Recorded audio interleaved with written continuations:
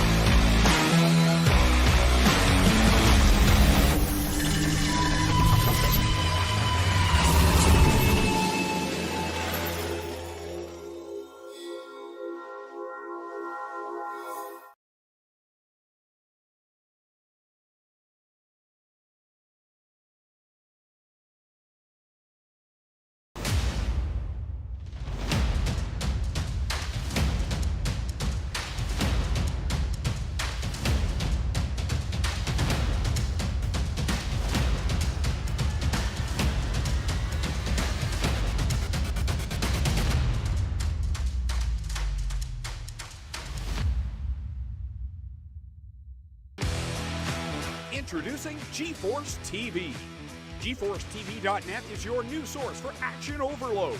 Featuring free live programming year-round and countless hours of on-demand video, GForce TV will be your first stop whenever you want to see the latest and hottest racing action. See live Friday Night Excitement weekly from Washougal Speedway, and watch the stars of tomorrow make a name for themselves during Thursday night's live microsprint racing. GForce TV is also the new home for Rivals Race Chat. Watch weekly as Clinton Jeffrey and Adam Ross discuss all the hot topics in the world of motorsports. For iRacing fans, GForce TV has you covered with hours of live broadcasting from Rivals and GForce TV racing leagues. GForce TV promises to deliver motorsports, esports, and action sports you want to see, along with talk shows and vlogs to keep you connected to the lifestyle you love. Visit GForceTV.net today to subscribe for free. Sit back, hold on, and feel the G's on GForce TV.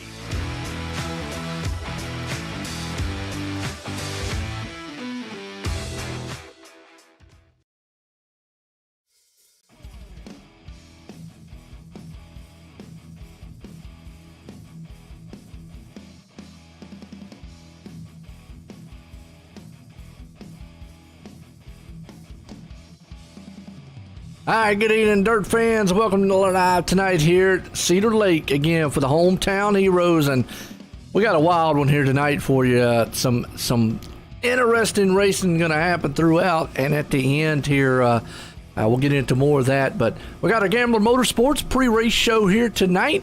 Cedar Lakes, and obviously go to Facebook, check out Gambler Motorsports. They're an awesome esport racing team. They do a lot of the dirt, asphalt, oval, endurance racing. Check them out. Give them a like, share over on Facebook. But guys, I tell you what, I know y'all got some drivers to talk to. It's going to be an interesting night here at the Hometown Heroes. Yes, sir. I think once again we have a good turnout. I think we're going to see a great night of racing here, including purposely tearing up some cars at the end of the night or during the night here. So with the Demolition Derby, I think it's going to be a fun night.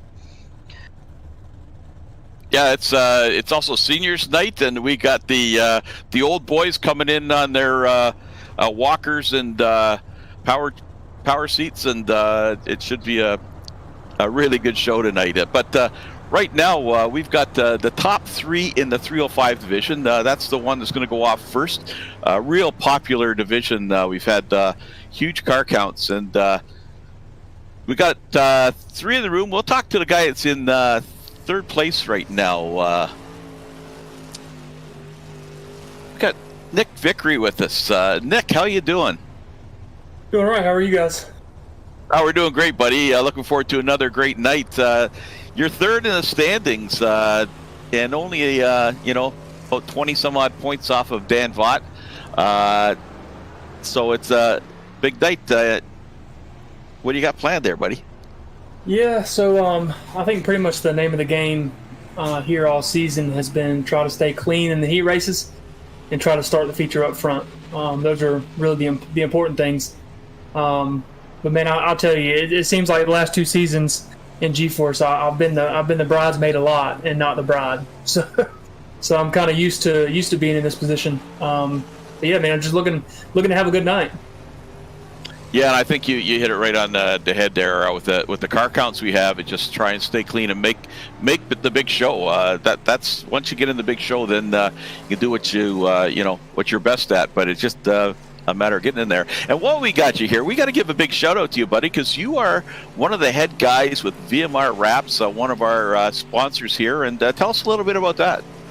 Yeah, so myself, Field Miller, and Lance Ripka came together. We had talked about it a little bit and then kind of left it alone for a couple months. But all of us enjoy doing paints, but none of us really have enough time individually to be able to create our own company or whatever. So we came together, us three, and right now we're still just messing around with team members' paints. We haven't really I guess publicized a lot in any of the groups or on any of the forums or anything. But yeah, look for that real soon. We should start reaching out to folks and kind of seeing if there's anything we can help them with. Well, you've been doing some wicked paint jobs. So you had a couple, some great paints for Autism Week last week. Appreciate you supporting that, and we look forward to more great wraps and more good finishes. And hopefully you're not the bridesmaid tonight, buddy. Yeah. Thank you, guys. Okay, take care, bud.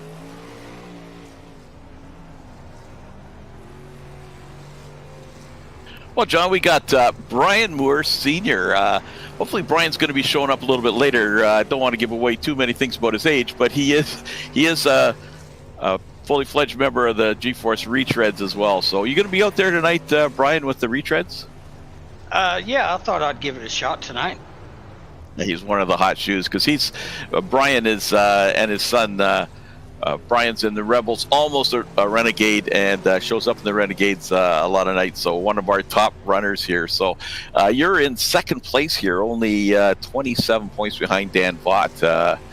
How do you think tonight's going to go? Well, I don't know. This seems like the last couple of weeks I've had a tough go of it, man. I just haven't been getting any breaks, or maybe the line I'm picking isn't working as good as it did last week or something like that. So I've been kind of struggling. Well, Nick Vickery, we were just talking to him, and that's what he was saying. The key is just running clean and making that feature, trying to stay out of trouble and avoid the wrecks. But, John, do you have any questions for Brian? Yeah, Brian, how are you enjoying your time here with GForce? I've seen you in a couple different leagues that we have and everything else. Do you approach it, with you being in the points in this, are you approaching this different than, let's say, a race on Monday night or like even a retreads race? Not really. I mean, anytime you get to race one of these races, I mean, it's go for it. Sometimes I get to the point where I think, man, I just want to get in here and run a clean race and see where I finish. I'm having a ball. This is fun. I like running around a bunch of these guys, and I have nothing but respect for a lot of these guys, and I'm just trying to get in here and run some clean laps and maybe get some respect back and maybe get a little faster. That sounds about like my goal, try to get faster. So much easier said than done. It is. Well, thank you again for coming out. Well, thanks for putting this on. I really appreciate GForce and everything you guys do for us, man. This is really great. I love it. Brian, I just get all your speed out of the way in the 305s and 410s, so you will have nothing left for the retreads a little bit later. I'll try to do that for you. Good luck, buddy. Thank you. Well, guys, it'll be interesting tonight, man. Yeah, we got the top dog in the Crate 305s so far, Dan Vaught, a member of Gambler Motorsports. So, John, do you want to talk to your teammate there? Yeah, Dan, how are you going to approach tonight to get through the night? Same way I do every night. Try to make the invert, try to make the feature, and try not to get any incidents and get a top 10. Just trying to run consistent here. That is a good checklist to have. What do you look forward to the most when Wednesday night shows up? What's the most fun that you have here? What do you look forward to? I really like it when the track gets really slick there at the end of the race, and we can run the bottom and make up time on the guys that can rim ride. Yeah, that's what I can tell you from a viewer. That's when it gets outstanding. Guys are from top to the bottom, and you guys put on a great show. Well, you got the point lead here. You know, I think if you just keep doing what you're doing, history says that you should be able to kind of carry the day. You got any questions there, Roger? No, I just want to wish Dan good luck and stay out of trouble. And because we got 35 cars here, it always sucks to send all these guys home. So you're at the top of the heap. Everybody's aiming for you, buddy. So good luck tonight. Well, thank you, Roger. And I just want to congratulate you on getting your first win this week in your league. And maybe I can do that too. Well, yeah, but it took me 2 years to do it, buddy. So hopefully it won't. You've been a winner so far, haven't you? Sure. So I didn't. I'm over 100 races into GForce without a win. Oh well, I think I had 3 or 4 times that many, but you'll be getting a win long before it took me. So good luck tonight, buddy, and it's a pleasure having you in the league. Thanks. Y'all have a good night. Okay, good luck qualifying, buddy. Thank you. It looks like we got qualifying underway, guys. Here, that's going to bring us over to our VMR wraps here tonight. You want to look good on the track, check out VMR wraps. These guys will definitely get you set up. Check them out on Facebook. Give them a like and a share. I know we got some good paint jobs out here. And we got some good words from a lot of the drivers here. Some good insight on what we're going to see tonight. You're right. It should be fun for the older gentlemen out here, like you said, to come out here and do what they can do on the track. And man, I heard that you got your win there, Roger. So that's pretty cool. Yeah, it was with the retreads, but I started P13, which was at the back of the pack, and so I got the victory. But I think a couple of guys might have backed off a little bit for me. I'm not sure. I looked at the replay, and but I'll take it any way I can. That was my first victory, and I'm not sure how many races I've run now, but it's a ton, and it was good to finally get that big giant. It wasn't a monkey on my back; it was a gorilla. So I finally got that off my back. Hey man, nothing wrong with that. As I say, an iRacing league manager. When we look at the points, I don't see any asterisks there, man. So nice job this week. Absolutely, and talking about iRacing League Manager. If you're in a league, on a league, definitely check them out. iRacingLeagueManager.com. They'll get you hooked up. That's our standings. I know we went over it a couple times over the Gambler Motorsports pre-race show, and we talked a little bit about what we got going on here tonight as qualifying's underway. VMR wraps. Andy Patton's the man on the top there with a quick time 12:75. He has 100. Is that 100? I was getting confused. Yeah. Over Jeff Flero. Yeah. 75 to 76. Well, it's close. 75, 100. Yeah, that's 75, 76, 77, 78. Good night. That's some close times. It is. And I'll tell you, I was talking to Andy earlier tonight, and in the official races, he's just been dominant. He's in the Division 3. I think he's in first place. He's had 5 wins and 25 top 5s in the last 35 races. So he's a guy to watch for tonight. So it should be interesting. The General Patton.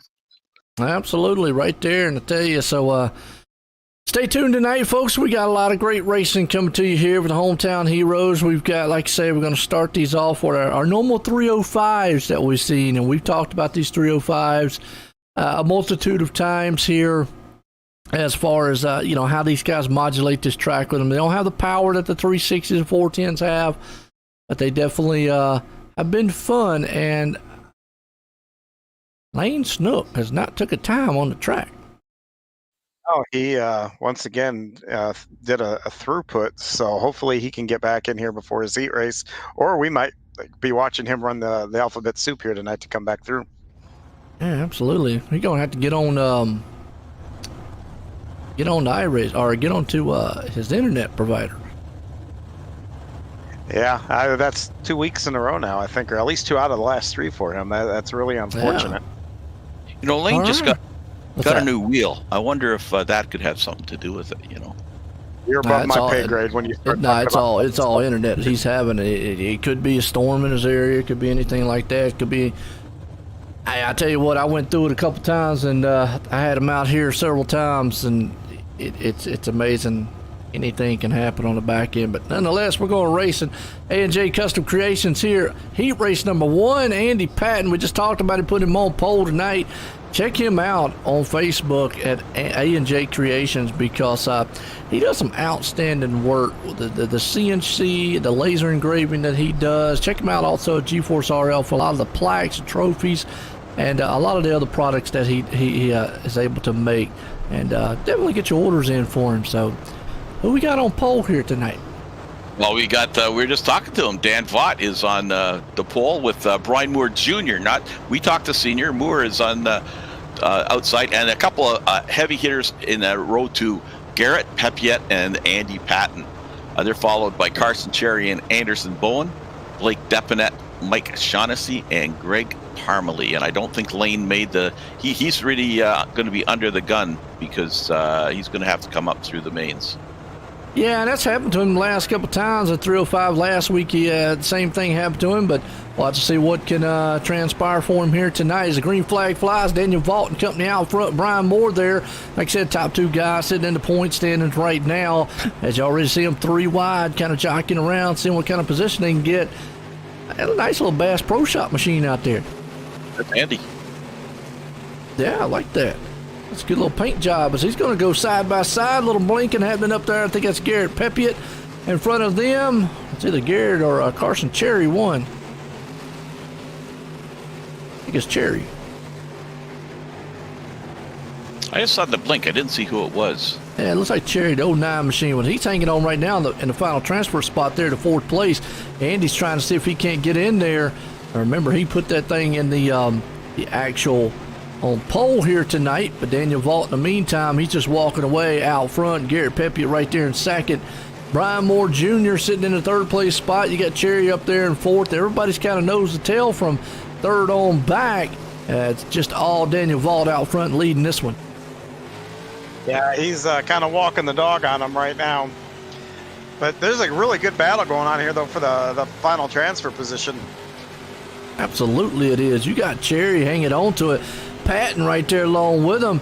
Patton's trying. We're actually riding with Patton. He is all over the back tail tank of him, but just cannot seem to get going yet. There he's going to try to drive it down the inside.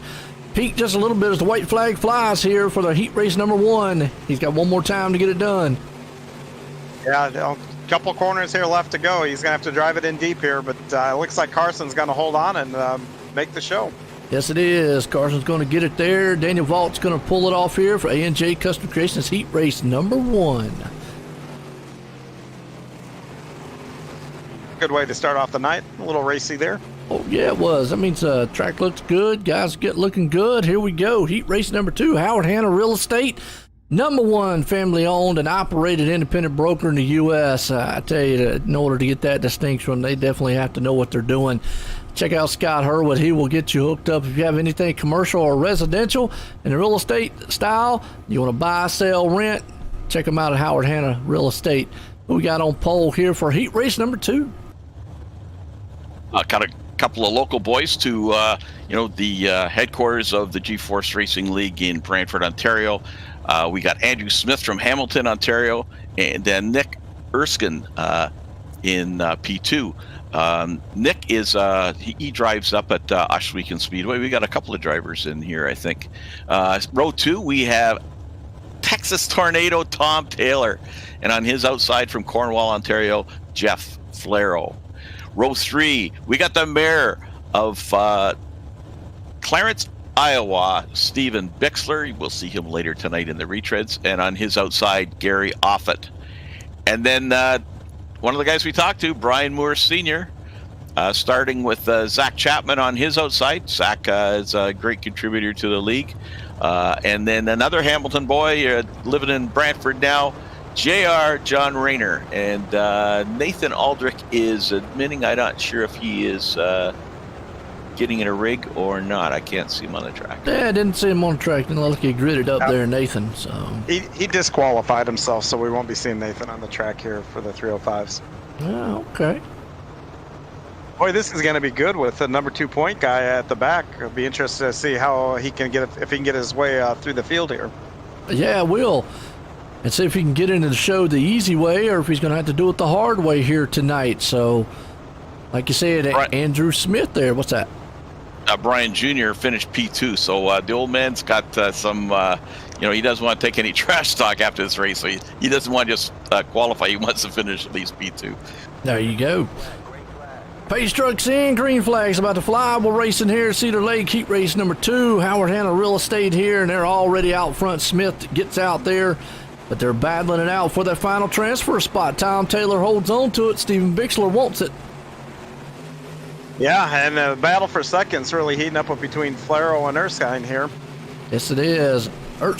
Y'all said Erskine? Erskine? Erskine? Is it Erskine or Erskine? Erskine. Erskine. Okay. That's what That's I how would say it is, but Yeah, that's how they pronounce it up at Schweiken. okay, Erskine. Sounds good to me. Finally got something right. Here we go. He's hanging on the second place. Jeff Flaro right there in third. Those top 3 guys kind of all nose to tail for the moment. You got the battle going on back here with Tom Taylor and Steven Bixler. Bixler wants that 4th place spot, but he doesn't have to want to run through the consolation here tonight. As he looks to the inside, try to throw a slider, not able to do it. Don't look like the inside lane is able to make that pass quite yet. Well, contact. Really Bixler's around. Oh. I think Moore just hit the wall as well. He did. Yeah. Moore hit the wall. Bixler hit the wall. That puts Offit right there into the 5th place spot. Tom Taylor now has a little breathing room. Now you got your battle heating up for 2nd place. That's Erskine and Flaro hanging on to that one as Flaro took over the 2nd place. He's going to go up here and try to see if he can't take away the lead from Smith. Yeah, Flaro was on fire last night or on Monday night. I think he won either the C or the B series on Monday night, walking away. So he's a little bit on a roll here this week. And he looks to the outside. Final time, final lap here. Heat race number 2. He's got the high lane. I think he's going to be able to shotgun around him out of 4. He's going to take the heat race number 2. Jeff Flaro, Smith's in the 2nd. Erskine there in 3rd. And Taylor's going to hold on to the final transfer spot here. Good heat race. That pulls us into heat race number 3, Coast to Coast Racing Team. They're definitely a diverse racing team that are from coast to coast, U.S. to Canada, and have been here at GForce since the inception. So definitely check out the Coast to Coast Racing Team for our heat race number 3. What do we got on the field? We've got on the pole Blake Chapman, who is in our top Renegades division, is 4 points behind Lane Snook. He was in front of him last week, so he's showing good all around the league, and he's on the pole. And from Laverne, Minnesota, Spartan Racing, Lance Ripka is on the outside. From Washington State with the Sim Racing Concepts, Donovan Ross, and on his outside, all the way from Australia, Jamie McCarran. Row 3, we've got from Welland, Ontario, Chad Cote, and on his outside, G.J. Boydell. Those guys were teammates of mine way back with the Ashweekan posse. And behind them, we got Don Dory, I think from Grimsby, Ontario, Terry Landis, the California boy, and Jeff Howarth, and Brennan Lacey from Bixby, Oklahoma, another real-life driver. Ought to be a good one here as heat race number 3 is about to be underway. Like I said, Blake Chapman out front. Lance Ripka along with him. Karen there as the pace truck's pulling off. Green flag's about to fly. We're going racing here at Cedar Lake. This is a stacked heat, Joe. Yes, it is. Got a lot of great drivers here. Green flag flies. Who's going to get that last transfer spot? Because the battle's on. They're 3 wide already trying to battle over it. And actually, Donovan Ross gets knocked all the way back to 4th place there with McCarran. Those 2 guys are swapping the positions, but here comes Boydell. Yeah, they're really fighting tooth and nail over this 4th position, and they kind of hung out Donovan there on the bottom. The top seems to be prevailing right now, and once again, it looks like Boydell is going to make that work on the top side. Yeah, Boydell's hanging on the top end. Cote, is it Cote? Cote. Right there. That's a Chad. He's hanging on the 6th place. We're riding with him. Boy, he is all over the back end of Donovan Ross. He would like to get past him and maybe get up there and challenge Boydell for that 4th place spot. That's a good battle right there around about the 5th and 6th place. You have a lot of A-Series drivers here on the outside looking in. Great battle trying to get up into that final transfer spot. Yeah, you got, like I said, Cote right there, Landis, Lacey, Dory, Hayworth. You know, that's the bad thing when you got 10 drivers, only 4 positions, and a lot of them are not going to make it in straight to the feature. They're going to have to go the long way around to get there.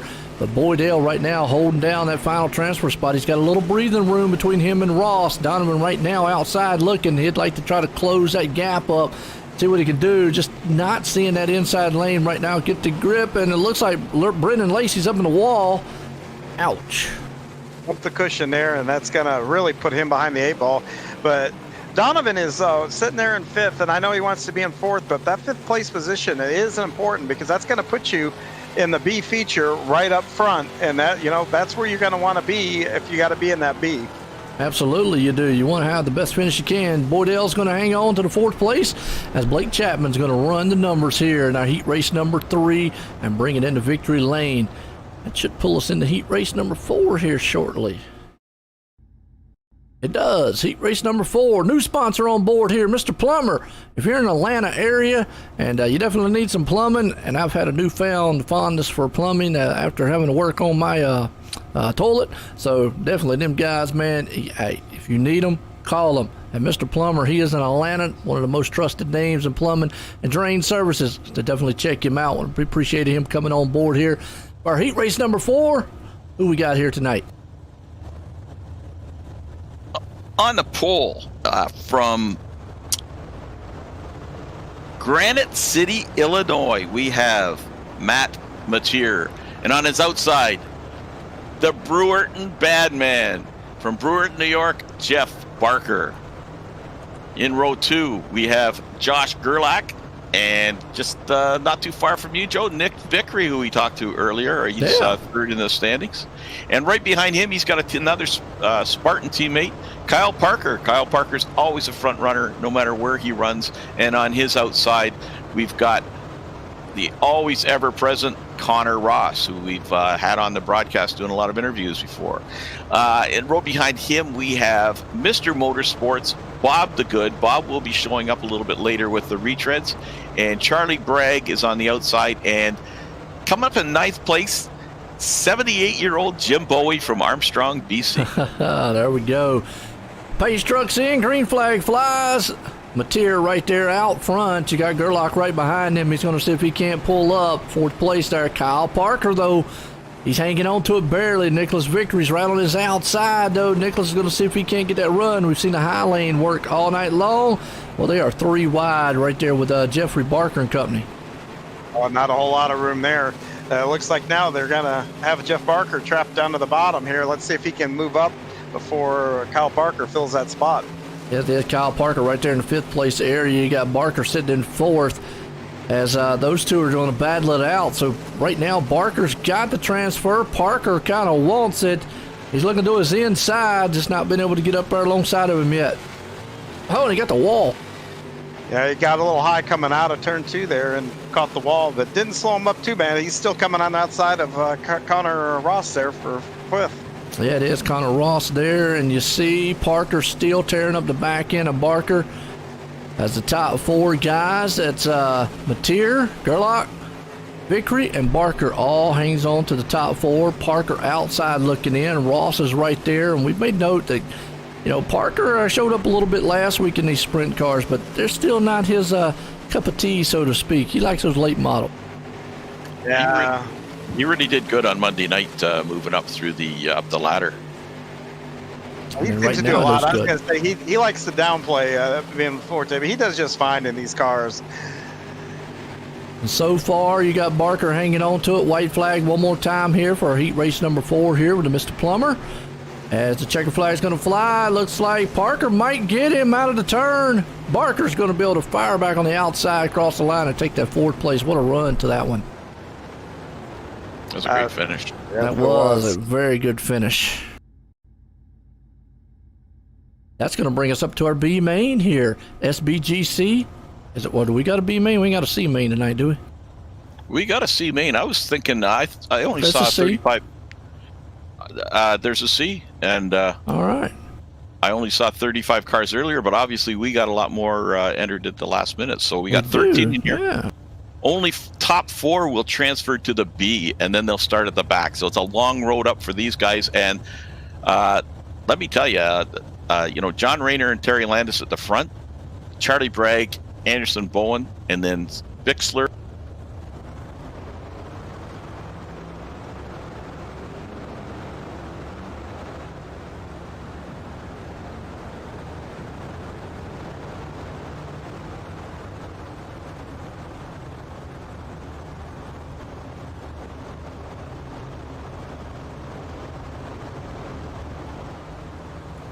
Okay, and we've got Bob DeGood, Greg Parmalee, Brian Moore Sr. starting 9th. A long road for him. Jeff Hayworth, Jim Bowie, and starting in 12th, Lane Snook, and then Brendan Lacey, another quality racer. These guys have got a long road to go, John? Yeah, the two bandy guys, and you don't see bandy guys in the back of too many races here, so this is going to be really fun to watch these two come up through the pack. As they come around to take the green flag, Lane's already looking for a lane right up the middle. We go into turn 1, and Lane just shoots the middle and goes right through, but we got the leaders starting to kind of get a little bit of a gap, and there's a good battle for 3rd, 4th, and 5th. But Lane is coming through. I'm surprised that you see not only Lane coming up through there, but oh no, Brennan Lacey kind of got a right rear fed to him, but he was following Lane right up through the pack. Now Brennan's really going to have to make up for lost time. Doesn't have a whole lot of time to get up there, only being 10 laps. And Terry Landis and Rayner are holding on to that lead that they started with. Terry's actually getting a little bit of a gap there to John, so Terry's got it well in hand here. Yeah, they're starting to spread out a little bit, but, it's desperation time. There goes Lane doing a bit of a slider there. Yeah, Lane has moved up steadily through the pack here, and he's now looks like to be in a transfer spot. But again, Terry has got just commanded this race. We're on lap 5. We're working and coming around to start lap 6. Yeah, Lacey looks like Lacey's running into trouble. And Steve Bixler and Don Dory are on the outside looking in at 5th and 6th. Lane is now put it in the 2nd, and we can see now if Terry's going to be able to hold on here. I think he'll be good here. He's got a pretty good distance back to Lane with about 3 laps to go. Yeah, it'll be interesting to watch. Lane's going to start at the back of the next heat, but at least he's going to be there for a chance to get in the show. He's running, I think he's in P6 in the standings in the 305s this season. On that next race, though, there's a lot of stacked guys, a lot of heavy hitters that didn't make it through. That B feature is going to be just as good as about any A feature that we put on during the week. Brian Moore Sr. is in P7, and that's our 2nd place guy. And Brian just ran into a problem and then got into the wall. I feel like he's going to come up here and yell at us before the end. I think we jinxed him tonight. Well, there's that old jinx. That's for sure. Yeah. Is that Lane just went for the lead? Yes, Lane takes the lead right at the checkered flag. I'm sure Terry will be glad just to be in the show. And John Rayner, a huge call out to JR. John Rayner, one of our retread boys, made the B main. That's on a night like tonight, that's a big victory. Yeah, it is, and and he held his own here. So I fully expect him. It looks like he's going to start. See where he's going to start here in the B main, but he's going to start 10th, or no, he's going to start 12th. It looks like, or 13th. So I wouldn't be surprised. As good as he looked out there, he might move up a few spots. Well, this is Andy Patton's got the pole, so see what when Andy's got the lead. He runs really, really good, so it'd be good to watch him. And Zach Chapman, a team member of yours, and no slacker, just a great kid on the outside. And Devo, Donovan Ross on the inside of row 2 with Kyle Parker on the outside. So we got heavy hitters right there. And then Blake Depinet and Gary Offit in row 3. Chad Cote, he's on the outside looking in, and with Connor Ross on his outside. So there are 2 guys to watch as well. Those guys are great runners. And Mike Shaughnessy and, of course, Lane Snook, Terry Landis, Charlie Bragg, and John Rayner. So there's going to be some good runners going home after this. I don't even know where to start and who to start following here. There's good guys up front, there's good guys in the middle, and there's good guys in the back. But Andy, seeing Andy up front, when I think my very first GForce race I ran, and Andy and I battled for the win. So whenever I see Andy or I'm around Andy, I always think back to my first GForce race. He beat me, but man, it was a lot of fun. We also got to give a shout out to SBGC 3D Printing, who is sponsoring this B main, and a big B main it's going to be. So I'll hand it back to you, John. And the green flag flies. Andy gets a good jump. Donovan Ross is right on his bumper, and Zach Chapman to the outside.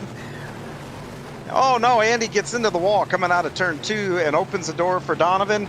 And Donovan runs the outside, and he runs it right to the lead. Depinet falls into second. Andy has recovered, and it looks like he's going to only fall back to third. Chad Cote is in that coveted 4th position. Yeah, Cote came up really quick. Yeah, he's under fire now, though, from Kyle Parker. Kyle now takes the 4th position.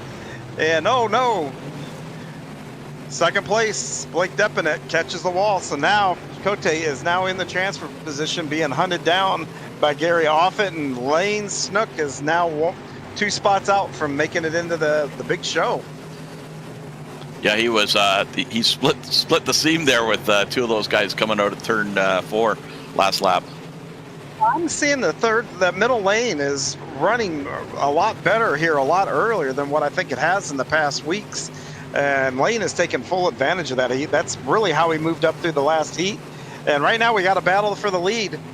3 wide, you've got Andy right there on that middle lane, and you've got Kyle Parker and Donovan Ross all fighting tooth and nail. You're 3 wide for that 3rd spot. And Lane takes over the transfer spot. Chad Cote's in 3rd, and they are still fighting tooth and nail for that lead. Now Andy is he's outside looking in. He's running P5. Yeah, Donovan Ross and Kyle Parker, one's high, one's low. They're working the track. We've only got 2 laps to go here on this, and they are racing like it is the last lap of the A main. Like the race just started, it seemed. It's just desperation time now for sure. I hate to sound like a broken record, but Lane is now up to P3. It looks like he's going to go for P2 with a slide job. And right now he is in the main show after missing the heat race and going to the back of the B. We got or back of the C. We got 1 lap to go here. The danger there is Devo and Lane are both very competitive, and they won't settle for just making this feature. They want to finish ahead of each other. That could be dangerous for each of them. Top 4 there. Kyle Parker does take the checkered flag. Kyle Parker is followed by Lane Snook and then Donovan Ross and Chad Cote. The top 8 advanced here. Now that I'm looking up at it. So not only did Chad Cote, Connor Ross. I was thinking we were still in the C feature. Sorry, folks. But it looks like Chad Cote made it. Connor Ross. Andy Patton gets in. Gary Offit and Mr. Yoo-Hoo Terry Landis. Well, that was my mistake. I was thinking we had 5 heats. That's what we've been having lately, and only 4 transfer. But you're right, 8. We were watching the wrong battle. Yeah. Hey, it was still entertaining. So nothing lost there on that. That's for sure. No, for sure. But now that they're in the practice session, the track, especially this is really important for the guys that ran like the first heat race. So they haven't seen the track change, and it's gotten a lot slicker than what those guys ran, and then they're qualifying, and then like heat 1, heat 2. So they're going to spend this time trying to run. It's always smart, I feel like, to go out, run a couple laps on the bottom, run a couple cops in the middle, and try to get a couple on top, just to get a bearing of where you want to be. Oh yeah, that track has totally changed. Joe, you with us? Joe's not there yet, so we'll just continue on here. This is going to be a great feature. We've got We got Vaught is on the pole, so Vaught's where he wants to be for this feature race. Our points leader. Yeah, I think so. I mean, especially, I think you're going to see a lot of guys being pretty aggressive behind them, especially on these starts and restarts to kind of get what you can get. I would rather be up front than anywhere else. But while they practice here, Roger, we got a big race too next week. You want to tell us a little bit about it? Oh yeah, we're really excited. We're excited for tonight, and we got this demolition derby, which we'll get into a little bit later. But yeah, next week it's ladies' night, and we will be featuring. We were originally just playing a ladies' feature, but I think we've already got 13 ladies signed up, and counting. So they will probably run a full heat consi feature next week, and judging by the interest shown.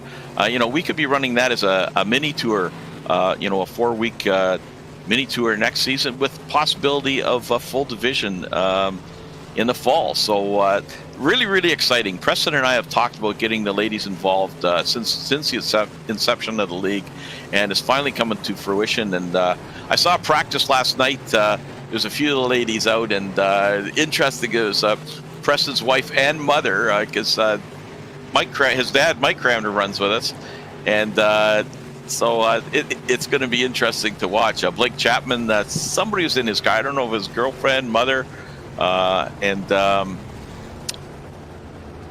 was one other one out there I was watching. I can't remember, but we're really pumped about that. It's going to be a great event, and I just can't wait. I think that's going to be really popular. I was talking to my wife about it and trying to talk her into it. And it's something else that we can share, and I'm hoping that the other folks that are involved in it, they see us do this every week, and I'm sure that most everybody in the league that runs will probably agree that their significant other or daughters or whomever see us on here putting a lot of time in here, and now they can kind of experience it too. So hopefully it's one of those things that people can bond over. Yeah, for sure. And I think we got Preston in the room right now.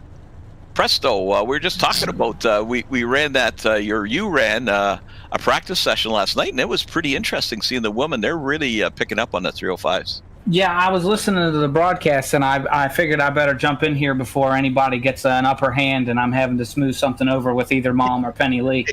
But it was, I was impressed all the way around. I know the other car you were mentioning was Joe Bax's wife. She had some trouble with the VR, so I don't know where that's going to pan out. But everybody ran pretty close for the first little bit. There weren't a lot of cautions, so people getting kind of tripped up in places spread the field out. But it was good. I was really impressed, especially with, as far as I could tell, nobody really had any experience in there. No, it was. I really enjoyed it. It was very, very competitive, and I think it's we've got a couple more practice sessions coming up. Whether it be one probably Sunday, I think it's 7, and Tuesday night around 8, we'll have a couple of practice sessions. So if anybody out there, wife, significant other, in my case, potentially granddaughter, an older granddaughter, just contact us. There's a form. Go to GForceRL.com, and there's a post that shows up, and just fill out the form, and we'll get you all hooked up, or just contact me, Roger Craig or Preston, and we'll get you all set up for that. That will be outstanding. And Joe, just in time for the A main to take the track. Yeah, feature time here tonight, so it'll be interesting there. So good to have our Icon Sim Sports pre-race. A warm-up, pre-race, excuse me, that's a Gambling Motorsports. Warm-up, intermission there, so. Well, I did catch a little bit there. Saw Lane Snook made it into the feature, so he kind of blew through the field. That was interesting. But this is our Icon Sim Sports feature here for the 305s, which ought to be a good one here. Yeah, and on the pole, we've got our points leader, Dan Vaught, and on his outside from Cornwall, Ontario, Jeff Flero in the double or triple zero. Row 2, Blake Chapman, always near the front, and on his outside, Matt Mateer. Row 3, you want to watch this guy, Garrett Pepiet, on his outside, Andrew Smith. Row 4 has Lance Ripka from Spartan Racing, and on his outside, Josh Gerlach. Brian Moore Jr. is in row 4 with Nick Erskine on his outside. All the way from Australia, we got Jamie McCarran, and the guy that's in third place, Nick Vickery, he's in the 00. And then we've got the newcomer, he's not a newcomer anymore, but Carson Cherry, and one of the Wiley veterans, a Texas Tornado, Tom Taylor. And then we got the Iron Man of the league, G.J. Boydell. And on his outside, the Brewerton Badman, Jeffrey Barker. And behind them from New York State and Spartan Racing, Kyle Parker. And the mayor of Cedar Lake, Lane Snook. We'll keep our eye on him. And then from Washington State, Donovan Ross and Chad Cote made the show and will be one to watch. And then we got, I'll just hand it over to you, Joe. Well, we got green flag, and I tell you what, we've got 24, 23 of some of the best out here tonight. Daniel Vault and company up front already battling. You got Mateer there with Chapman. Oh, Chapman, man, he had a heck of one. His yellow flag's out. Tom Taylor.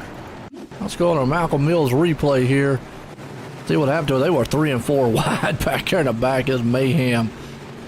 So, yeah, he just got caught up. Just guys back there trying to get positions and ping pong ball. Yeah, it's tough to kind of get your bearings when you got 3 and 4 wide there, and Lane changed lanes and caught his nose a little bit. That is close quarters racing, and it happens. It's unfortunate, but good news is Tom's going to be able to gather it back up, get tagged back to the field, and go back at it again. Yes, he is, and that's a good thing there. Daniel Vault still the man out front. Mateer there in second. Chapman up in third. Smith fourth. Pepiet right there in fifth. So it look like we'll go single file on this restart. Yeah, they didn't get a whole lap in, so they will go single file here for sure. Okay, awesome. All right, so who do you think's gonna pull this thing off here? Looks like a pretty even field. But Dan Vaught's got a big advantage. The points leader sitting there on the pole. But you know who we'll be looking for? Number 123, the state champion go-kart for Pennsylvania. If he can get some green flag runs, the cautions will definitely slow him down. I think if he can get some green flag runs, maybe a caution here and there that might get in the right timing, I think Lane could get up through the front. We'll have to see. We've seen that top lane rumble all night long. It's green flag. We're looking around here about 8th place spot, Lance Ripka, Brian Moore Jr. They're still side by side as still out front, though, man. It's all Daniel Vault. Daniel's kind of got a little bit of advantage, being able to get a good jump on the restart, is taking advantage of it, and is pretty much holding the same distance. But you got 2 guys sitting there 3rd and 4th with Blake Chapman and Garrett Pepiat. Those cats are ultra fast anywhere they go, so they're not. We're going to hear from them before the end of the race for sure. Absolutely. Well, watching back here, you talk about Lane Snook back there still in the 13th spot. It's just so tough to pass here. And the outside lane looks like it's where the dominant place to pass. He's up there in the top side right now. We got a car in the back there riding a wall. He's around. That's Chad Cote. Let's go back and see on the replay here. Malcolm Mills replay and see. I know he was up on the wall, so he was just trying to find a new place around the track here. They kind of just got in contact with another machine, and then the wall snapped out and bit him. Spun him around. Ran out of real estate up there. I don't know how many times and how many tracks I've been on where I just wish they put that wall maybe about 6-8 inches a little further out. Yeah, I'm with you. Well, we got our 305s here, folks, tonight. This Icon Sim Sports Hometown Heroes. This is our feature. Daniel's waiting on the pace truck to come around here. There it goes. So we'll get this thing started back up for you. And it's usually what's that? As I say, it looked like Chad got his fast repair, so once again, he's good to go, and he'll get lined back up and come through the field. Oh, here we go. Blake Chapman hangs on the 3rd there, and Mateer's in 2nd. Got some heavy hitter names up there in the top side. Still looks like we might go another single file start. And I know this really helps out Daniel. And we were just talking about Lane there. He really didn't make up much ground. He's still back in 13th. It's just a tough place to pass, and the inside lane just does not get going. Yeah, and it's going to get tougher the further up he goes, because the further up you go, you got drivers that have been fast all night. So it gets a little more difficult, and that's not even taking the track conditions into consideration. No, it's not. You got Blake Chapman hanging on to second place. He was able to get around Mateer. They're 3 wide right there with Smith, Pepiot. Oh, car on the wall. That looks like that is Mateer. He goes flying into the wall. Let's see what happens if the same thing happened to him if he just caught the wall. He's up there on Blake Chapman. He's 3 wide for a moment. He takes a slide job. Yeah, he just slide jobbed that thing right up into the wall and then just took a tumble. Jumped the cushion and then really got into the wall pretty hard. I hate to see the guy. Roger said he's from Granite City, Illinois, and that's like 20 minutes from my house. So hate to see that for a look. Yeah, but I mean, he took that slide job there on Chapman, and we've seen it a lot. You take that slide job in on him. Sometimes it pays off. Sometimes that car just kind of just keeps sliding on up the track, and like you just said, that wall will snap out and get you. Oh, well, I don't know how many times, and all of us, I'm sure everybody's done it at some point where they go for that slide job and you're sliding up to that wall and you're like, uh-oh, the point where you realize, yeah, I'm carrying way too much speed, and that's never a good feeling. No, and you only got a couple options. You either hold into it and hope thing's going to kind of slide out and correct itself before it gets to the wall, or you let out, and the problem is all that passing the momentum you got, you just gave up, and the guy's just going to come shooting right by you on his own slide job there. So, there's really not a lot of options you can do. Risk versus reward. Yeah, or what's worse is if you let off, when everybody's under an umbrella like this, they run over the back of you. That too. That's option 3. So green flag, Vault's out front. He is taking that low line for right now. You've got Smith right there. Andrew Smith has snuck up into second place with the problems that Mateer had. You got Pepiot hanging on the third. Victory right here in the 4th place spot. It's a good run for Nicholas Victory tonight. He's running that cushion up on the top side. Lance Ripken and company right there along with Barker and Erskine. Parker, and Snook has moved up to 9th. He is following the tire tracks there of Parker, so him and Parker have found something, and it looks like they're kind of almost like a draft on the dirt. They're hooked up and coming through the field. Yeah, Kyle's not a bad guy to follow, but now Lane gets around him. You put in a slide job, but Parker fights back going into 1. Yeah, so I know that's not going to help the 2 out right there, but yeah, those 2 having a very good battle there for the 7th place. I know Lane's probably thinking, well, I want to ride behind him as long as I can, but I got to make ground up because time's running out here. The dirt side of things, laps wind down quick. Vault's up front. Smith trying to close in. He's right on his back tailgate here. Got Pepiot right there. It's been all Vault. Oh, Cote's around. Caution out. Go back on a Malcolm Mills replay and see what happened here. Chad's tough night continues. Oh, it does. Got up there on the cushion. I got a feeling he probably caught that wall again. Yep, that wall is just, him and that wall's talking tonight. Yeah. Now, once again, if that wall is just 6-8 inches back further, Chad carries on. And it looks like it's happening as he's coming out, so the momentum's kind of just keeping him flying right up on the top side. Yeah, and like I said, I don't know how many times you get in there and get committed. And, when you're on the slick and you're sliding across the track, it's not like you have a lot of grip where you can turn the wheel and turn back down the track. When you commit to where you want to go on the track, and if you're carrying X amount of speed, momentum's going to take you to where you've got the car pointed or where you're wanting to go. That's kind of the rub with running on dirt. Everybody makes those mistakes. Chad's one of the best drivers we have. It's rare to see him make a mistake, but it happens.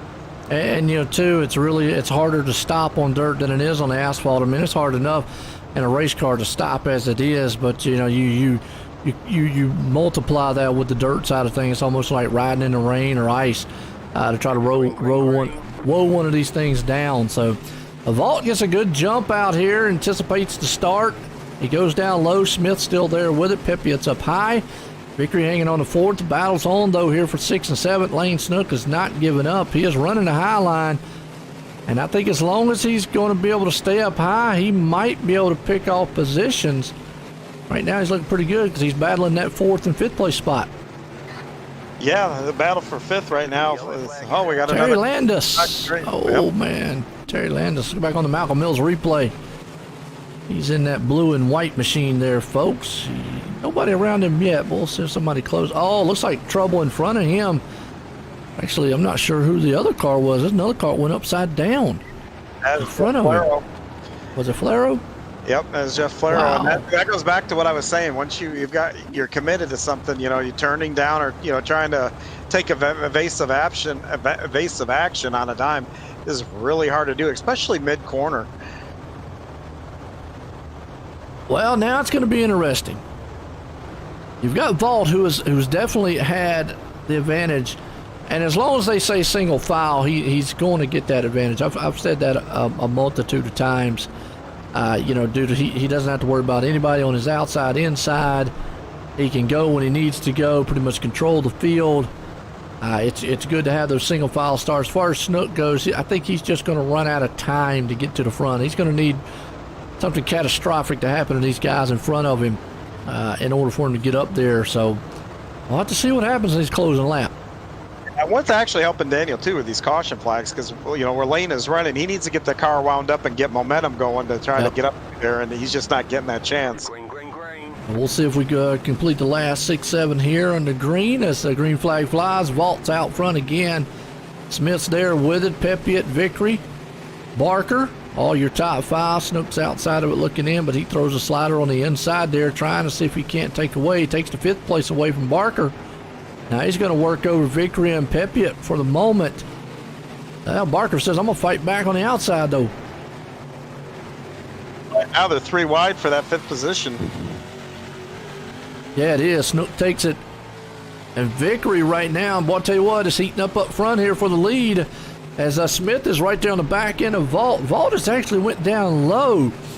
I'm not sure if he sees what Lane's doing. Yeah, boy, that was a huge slider right there. Wow. Yeah, Andrew got really loose coming out there, got real aggressive with the throttle trying to get around Daniel, and it kind of backfired a little bit on him there. That's a easy thing to do too, unfortunately, for Andrew Smith there, who's falling back now to looks like 5th.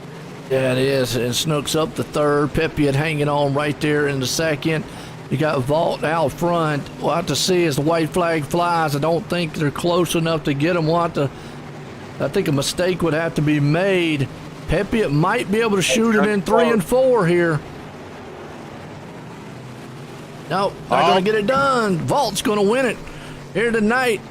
Pepiot's going to hang on to 2nd. Snook's going to come home in 3rd. That is his first GForce victory. I am so proud of him. Nice. Well, Held on to it. If we gave, who was it we gave him the bad luck there? Moore Sr., we must have given Dan Vaught the good luck. We did. Yeah. That's right. I'm a heck of a run by Daniel. And then we got to also tip our hat to Lane. He came from a long way in the back to get up there in really tough Hard charger. Yeah. Yeah. All right. Let's see if we can't get a word in with a few of these guys here tonight.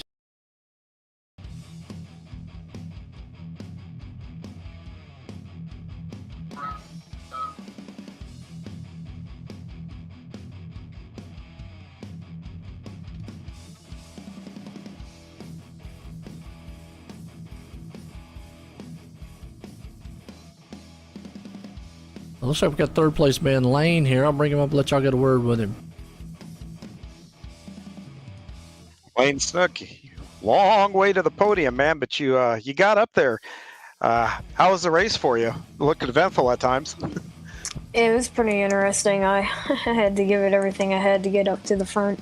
But if my internet would start working, I think, and I could qualify and run a heat race, I think I could win more. But it's all good. Just makes it harder for me, but it is what it is.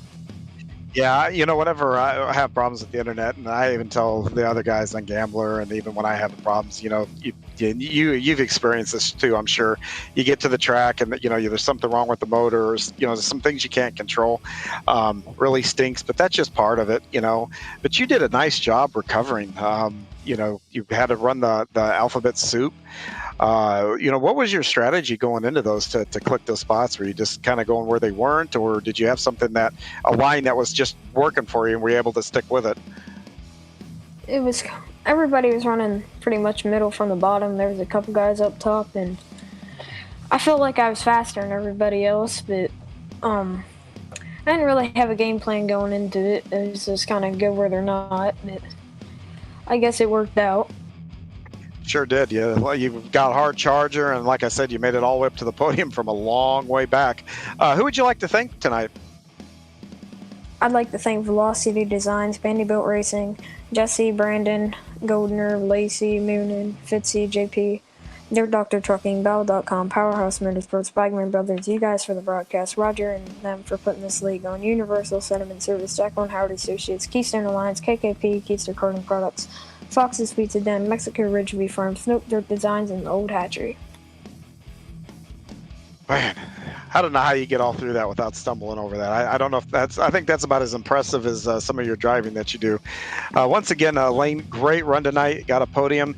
That's Lane Snook in third place. Third place, man. Like you said, right there, Lane doing an outstanding job coming through the field, pulling off a hard charger. Here's Garrett Pepiot. Let y'all get a word with him. Hey, Garrett, nice run tonight. Got a podium. Not a bad way to start your evening. No, it's not, and I wasn't too good here a few weeks ago, so it's good to bounce back. I used to run in the high-power cars. Coming here when these things they tend to bog down a whole lot. Do you do anything different with these than what you do with maybe the 360s or however how you approach the corners or what you're doing on the track? Of course, because you don't have the power off. You gotta try to maintain as much speed as you can and watch your lines and stuff like that. So you just try to run a little bit less sharper of angles and corners and exits and stuff like that, just to keep the momentum. Well, you were right there on Daniel's tail tank there the last couple of laps. You were running high for a long time. In the last couple of laps, it looked like you were trying to get under him. Is there anything that you think you could have done just maybe a little bit different to put a little more pressure on him, or is that what you just had? That's what I just had. In 3 and 4, he was pretty much running the line that was fast for me, so I had to get around him in 1 and 2, and I just couldn't. I would get to his bumper going on the backstretch, and I just couldn't find anything in 3 and 4 to help me get around him, so I settled for second, which is completely fine with me. Oh, that's a good job. The tough track conditions, everything else, all things considered, you moved up, and that's always positive. Is anybody you'd like to thank here tonight? Oh yeah, everybody at Velocity Race Designs painting my cars and make me look fast. Ford Entertainment Group for building me my PC to compete with these guys. Race Lab Apps, Alex Hanna Gaming, Roger for putting on this league. Without him, I don't think this racing would be nearly as good as what it is. And Joe for streaming this and showcasing it. Thank you. Once again, that is Garrett Pepiot on a second place finisher tonight. Yeah, Garrett doing an outstanding job, like you said, right there, pulling it off in second here in a good run with this man here, Daniel Vault. Hey, John, I'll let you go ahead and get a word with him. Oh, thank you. Daniel! Daniel, you got the win, man. I guess even a blind squirrel gets an acorn every once in a while. Man, I proved that earlier in the week. So, yeah, congratulations, Dan. That was a great run, buddy. You didn't wait too long for that victory. I turned into a full-fledged fan those last 3 laps. It was pretty hard trying to get words out of my mouth, and the whole time in my mind, I'm like, keep it down there, almost like what you saw in the Daytona 500 when Ned Jarrett was calling, for Dale. That was really cool to see. You held your line and you didn't make any mistakes. How tough was it to get around there and just keep it and stay disciplined? Really, it's exactly what you're talking about. Just I tried to run the bottom to half a groove off the bottom and just try to arc it in and be real consistent and back up my corners. And I with about 4 to go, I started really thinking about going to the top, and I'm glad I didn't. Yeah, you know what? If I was in your shoes, I probably would have. So that you got that wind. I was surprised when they went down low with you, but you didn't rattle you. You just basically kept running right in your tire tracks. That was just really impressive to see that. That's got to feel good for you. Are you going to run now that you got this under your belt? Are you going to run the 410s here in a little bit? No, I have an evening with the family playing board games. That's right. Well, that's just as important. It can be just as much fun. Who would you like to thank here? On your first victory. Well, I want to thank Gambler Motorsports for all the help over the last year, and the league and Epsilon Sprint Wraps, and just everybody that's involved in making this happen. I know it's a volunteer league, and I really appreciate all the admins, and I'm having a lot of fun doing this. Oh, great. That's what we like to hear. And I can tell you, buddy, once you get that first one knocked out, and as Roger said, that gorilla off your back, the next one will probably come a little bit easier and a little bit quicker. So great job tonight. I'm proud of you. Once again, that's your winner tonight, Daniel Vaught, who's going to extend his points lead with this victory.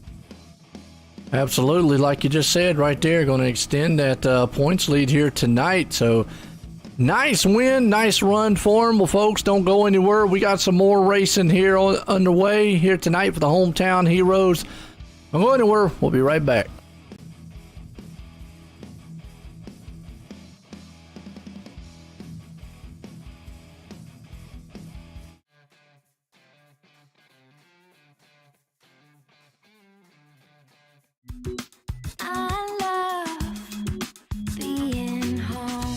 It all starts with the right house. That's where we come in. Howard Hanna. Home happens here.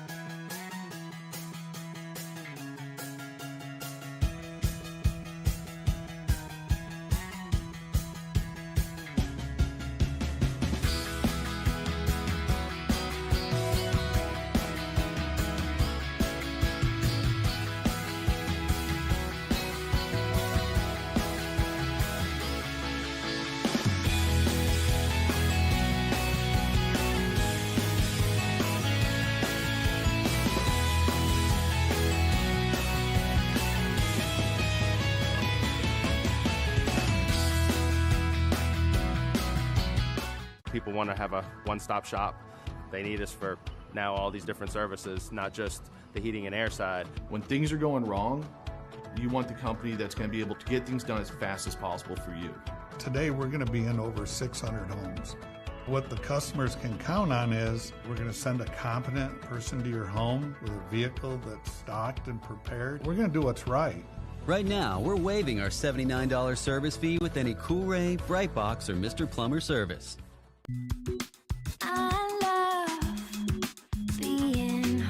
From finding the perfect house to making it your home, we'll be with you every step of the way. Howard Hanna. Home happens here.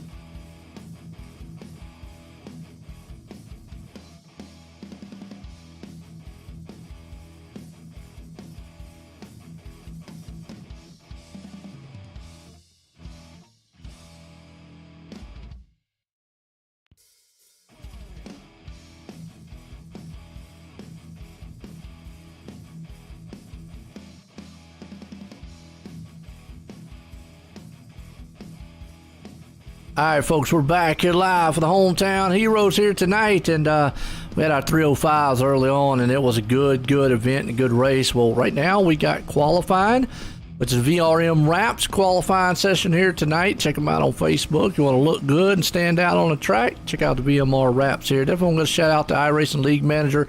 Run a league, manage a league, do anything with a league, check out iRacingLeagueManager.com and our Gambler Motorsports for our pre-race shows as always. But guys, tonight we got something special here going on for this one.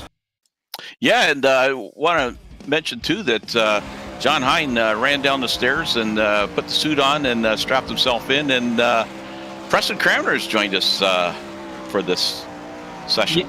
Yeah, I figured I'd jump in here. I'm super excited to see the 410s, but equally excited to see the retreads that are going to take place just after that. I understand that they've loaded up the bus from the rec center. Everybody's a little concerned whether they'll make it back for bingo or not, but they're getting here. They're going to be in their cars here in just a little bit. No, that's wrong, man. But I was checking, Joe, out in the pits. The guys were taking the tennis balls off their walkers, and what else is it the old people play? Charades or shards or whatever. Is it charades they play a lot of? Yeah, I don't think it's charades. That might be a little too active for some of these guys. Oh my Lord, man! I tell you, that's gonna be a good one there. So back to the 410 race. I was just checking out the points, and I did not realize how close it was. Now it looks like Blake Chapman has got the quick time right now. He's currently only 1 point behind Lane Snook in the points. So it's a pretty intense battle. We're about halfway through the season, so being only 1 point apart at this point is a pretty good deal here. It ought to be a good race. Well, there's another thing too, Preston, is talk about intense race. Brian Moore Jr. and Brian Moore Sr. are in the top 5. So, that's one of the biggest rivalries we got in the league. And wedged between them is Kyle Parker. So it should be interesting. So in the retread race, I guess we ain't gonna have to worry about Lane Snook winning. That is true. That's a good point. We've had races, Joe, where like Lane is, most of the retreads are 6 times older than him, 5 to 6 times older than him. So it's a while before he'll qualify for that one.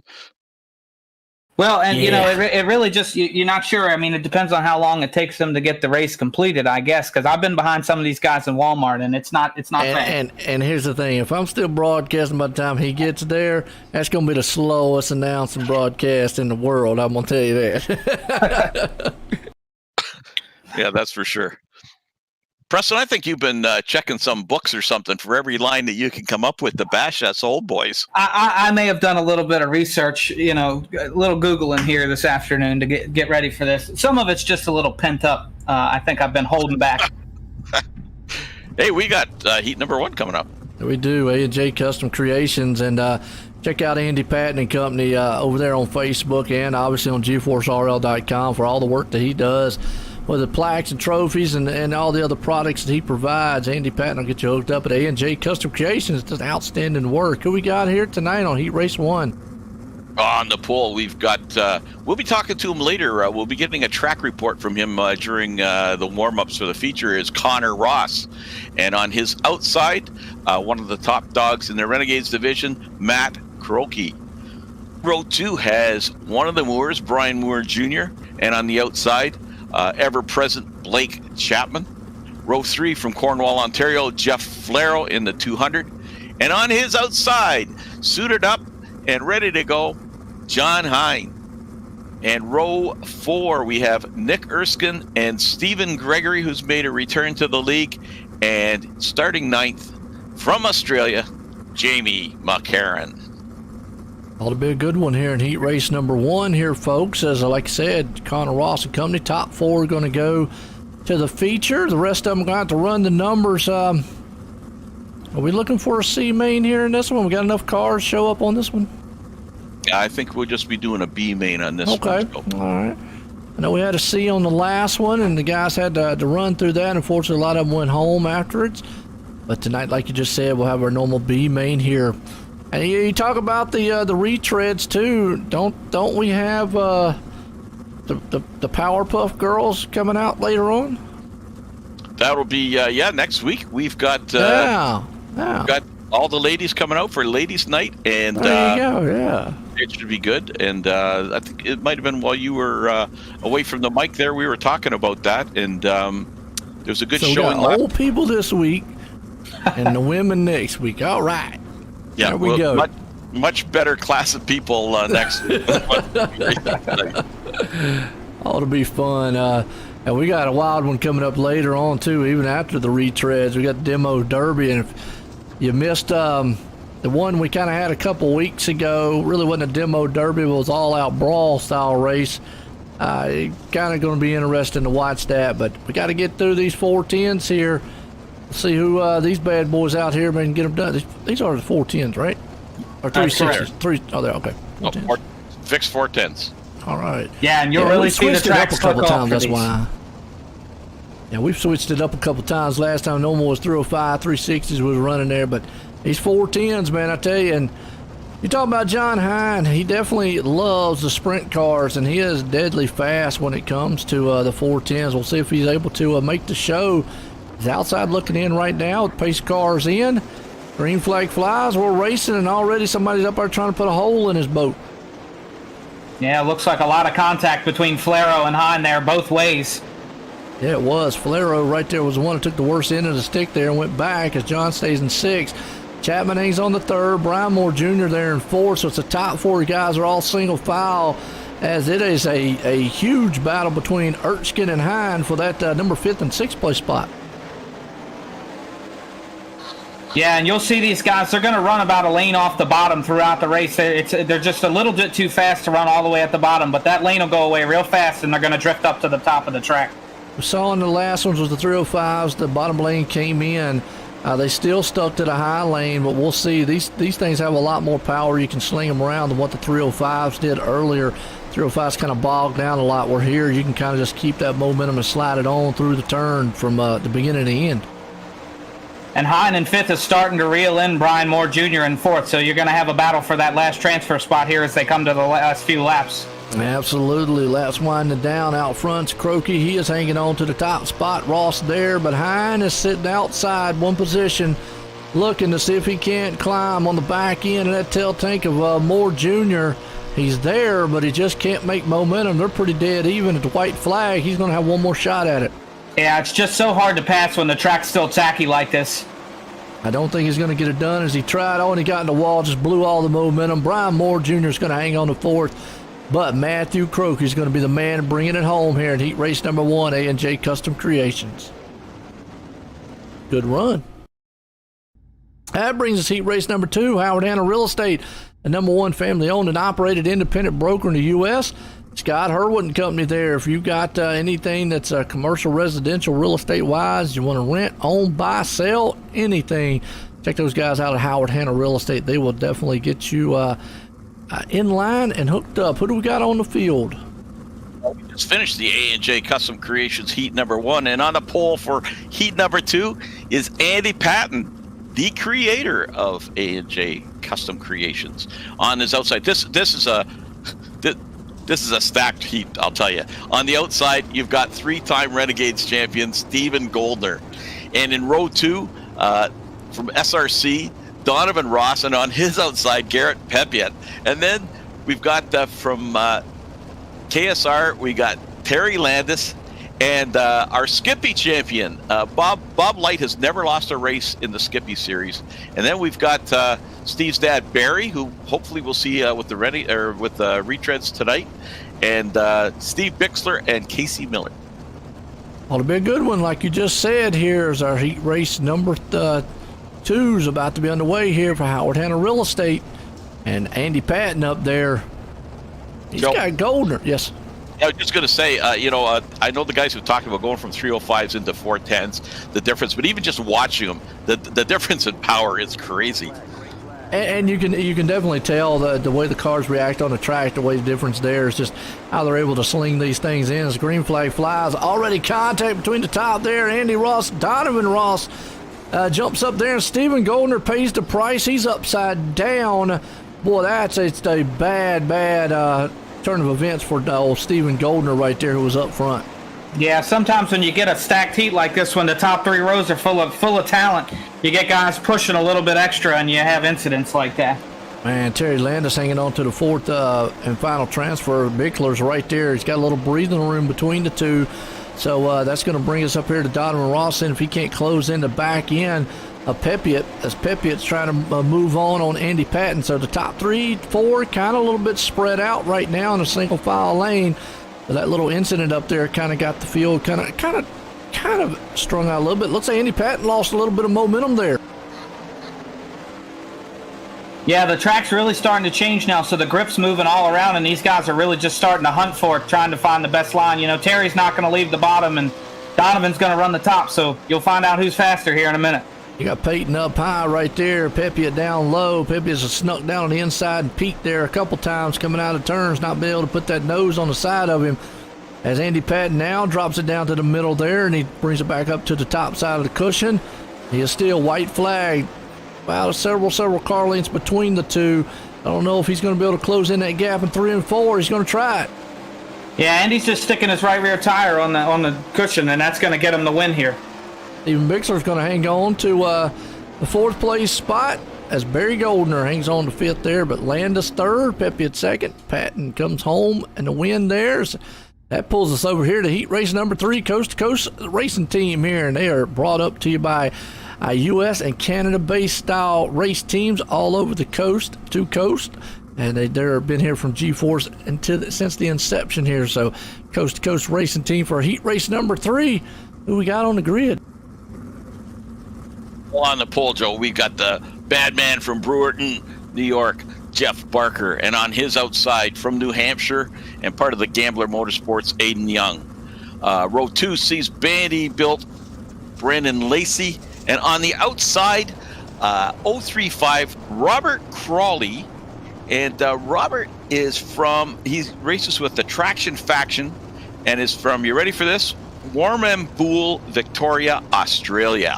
So it's hauled a long way to make this race. And then Brian Moore Sr. on the outside of Nathan Aldrich, and Jeff Hayworth and G.J. Boydell round out the field. All right. Let's see who we're going to be able to get here. As pace car is about to pull off. Pace truck, that is. Going to get set here for our heat race. Number 3 here tonight. You know, Joe, I said we won't have a C. I think we might. With the car count got higher before qualifying started. Oh, okay. We'll have to see here and see what we got going on. Is green flag, Barker and Young right there. They're going to tangle it up for the 1st place spot as battles on for round 3rd. There, Crawley. Oh, and Young is around. And I tell you who got a really good start is Brennan Lacey. He found a lane and went straight to the top into the cushion, and it's really paid off. He's already moved up to 2nd place. Yeah, he had a bad time in the 305s, and like you said, he's there in 2nd place, and he's bumping on the back end of Barker, letting him know he's there, trying to take that lead as he's running the high side there on the cushion, the low line of Crawley. And you got Brian Moore Sr. They're 3 wide for the lead, though.